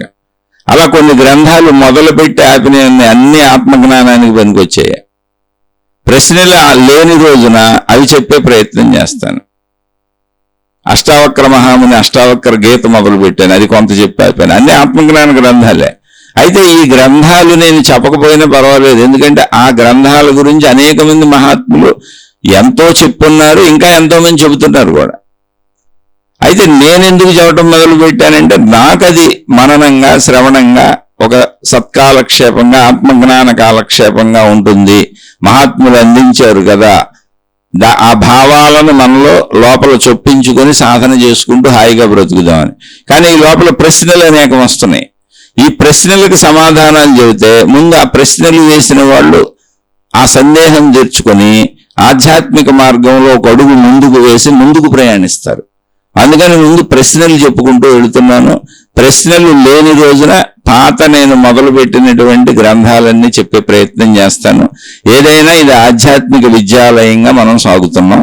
ఆధ్యాత్మిక విద్యాలయంలో ఆధ్యాత్మిక చదువు, ఆత్మజ్ఞాన చదువు, వ్యక్తిగత అంతరంగ చదువు, స్వీయ చదువు, మన సంపూర్ణతని మనకు తెలియజెప్పే చదువు. అందులో మొట్టమొదటి బేసిక్ పాయింట్ మంచిగా బతకటం, చెడును వదిలేయడం. ఆ ప్రయత్నంలో వెళ్దాం. ఆధ్యాత్మిక విద్యాలయము అని పదే పదే చెబుతున్నాను. అసలు ఆధ్యాత్మిక విద్యాలయం అన్నప్పుడు నా ఉద్దేశం ఏంటి, నా ఆలోచన ఏంటి అనే దాన్ని ఆధ్యాత్మిక విద్యాలయము అని ఒక ప్రత్యేకమైన శీర్షికను చెప్పాను. ఆసక్తి ఉన్న వాళ్ళు అది వినండి. డివైన్ ప్లానెట్ ఛానల్లో 1920వ శీర్షిక ఆధ్యాత్మిక విద్యాలయం అనే పేరుతో ఉంటుంది. ఆ శీర్షిక వినండి. అదే శీర్షిక అందులో ఉన్నటువంటి మ్యాటరే రెండవ ఛానల్ అయినటువంటి ఆధ్యాత్మిక చదువు అనే ఛానల్లో 140వ శీర్షికగా ఆధ్యాత్మిక విద్యాలయం అనే పేరుతో చెప్పాను. రెండింటిలో ఉన్నది మ్యాటర్ ఒకటే విషయం ఒకటే. కాబట్టి మీరు ఎందులో అయినా వినొచ్చు. విని ఆధ్యాత్మిక విద్యాలయం యొక్క ఉద్దేశం ఏంటో తెలుసుకోండి. విన్నవాళ్ళు అంటే ఆ శీర్షిక విన్నవాళ్ళు, ఇప్పుడు ఈ శీర్షిక విన్నవాళ్ళు మీరు గ్రహించినటువంటి విషయాలను ఒకవేళ మీరు తెలియజేయాలి అని అనుకుంటే కామెంట్ల రూపంలో తెలియజేసే ప్రయత్నం చేయండి. మీకు విషయాలు అర్థమవుతాయని భావిస్తున్నాను. ఒకవేళ అర్థం అవ్వకపోతే మళ్ళీ స్పష్టంగా అడగండి, ఎన్నిసార్లు అయినా చెప్పుకుందాం. ఎందుకంటే ఇది చదువు. మనం సంపూర్ణమైన చెడును వదులుకొని మంచిలోకి వెళ్లే వరకు, సంపూర్ణంగా మంచివాళ్లుగా మారిపోయే వరకు, అక్కడి నుంచి సంపూర్ణమైనటువంటి మన సంపూర్ణ స్థితిని, మోక్ష స్థితిని మనం తెలుసుకునే వరకు ఈ చదువుకుంటూ ఉండవలసిందే. కాబట్టి మీరు ఎన్ని ప్రశ్నలు అడిగినా మళ్ళీ వాటిని విశ్లేషించుకుందాం, చెప్పుకుందాం, పాఠ్యాంశాలు చదువుకుందాం. ఎందరో మహాత్ములు, మహాజ్ఞానులు, పూర్వపురుషులు, మునులు, యోగులు మనకి ఇవి గ్రంథాలుగా అందించి వెళ్ళిపోయారు, పాఠ్యాంశాలుగా అందించి వెళ్ళిపోయారు. మనం చదువుగా చదువుకోవటమే. అన్ని ప్రశ్నలకు సమాధానాలు వాళ్ళు ముందే చెప్పేశారు. మనం ఏ ప్రశ్న వస్తుందో దానికి సమాధానాలను వెతుక్కుంటే చాలు. మనం అలా విశ్లేషించుకుందాం. ఇక ఇది అర్థం కాని వాళ్ళు, నచ్చని వాళ్ళు, ఇష్టపడని వాళ్ళు, అకారణ ద్వేషాలు పెంచుకునే వాళ్ళు, అయ్యా మీ పాదాలకో నమస్కారం, అమ్మ మీ పాదాలకో నమస్కారం. ఎప్పుడు ఇక్కడ రావణ సంతతి ఉంటది, ఎప్పుడు ఇక్కడ రాక్షస సంతతి ఉంటది, ఎప్పుడు ఇక్కడ దుర్యోధనుడు, ధృతరాష్ట్రుడు వారసులు ఉంటారు. అటువంటి వాళ్ళందరికీ ఒక నమస్కారం, మీ పాదాలకు నమస్కారం. నేను అసలు మీ జోలికి రాను. మీరు చక్కగా ఇవి వినకండి, మీకు నచ్చిన మార్గాల్లో మీరు హాయిగా సాగిపోండి. నేను అతి సామాన్యుణ్ణి, నేను ఏ గురువుని కాదు, నేను ఏ స్వామిని కాదు, నాకు ఎటువంటి అనుభవం అవ్వలేదు, అసలు జ్ఞానానుభవం లేదు, ఆత్మానుభవం లేదు. ఊరికనే మహాత్ములు అందించినటువంటి విషయాలను పుస్తకాలలో చదువుకొని ప్రవచనాలు విని నన్ను నేను సన్మార్గంలో నడుపుకోవటానికి నాకు నేను చెప్పుకుంటున్న విషయాలను కొందరు సోదర సోదరీమణులు వింటున్నారు గనక, వాళ్ళు చెప్పమని అడుగుతున్నారు గనక వాళ్ళతో కూడా ఈ మాధ్యమం దొరికింది కనుక ఈ యూట్యూబ్ మాధ్యమం ద్వారా వ్యక్తపరుస్తున్నానంతే. నేను సామాన్యుణ్ణి. అందుకని నచ్చని వాళ్ళందరూ మీ మార్గాల్లో మీరు హాయిగా సాగిపోండి. శుభమస్తు. మీకు, మీ కుటుంబ సభ్యులకు మేలు చేకూరుగాక. మరలా మరొక కొత్త శీర్షికతో కలుసుకుందాం.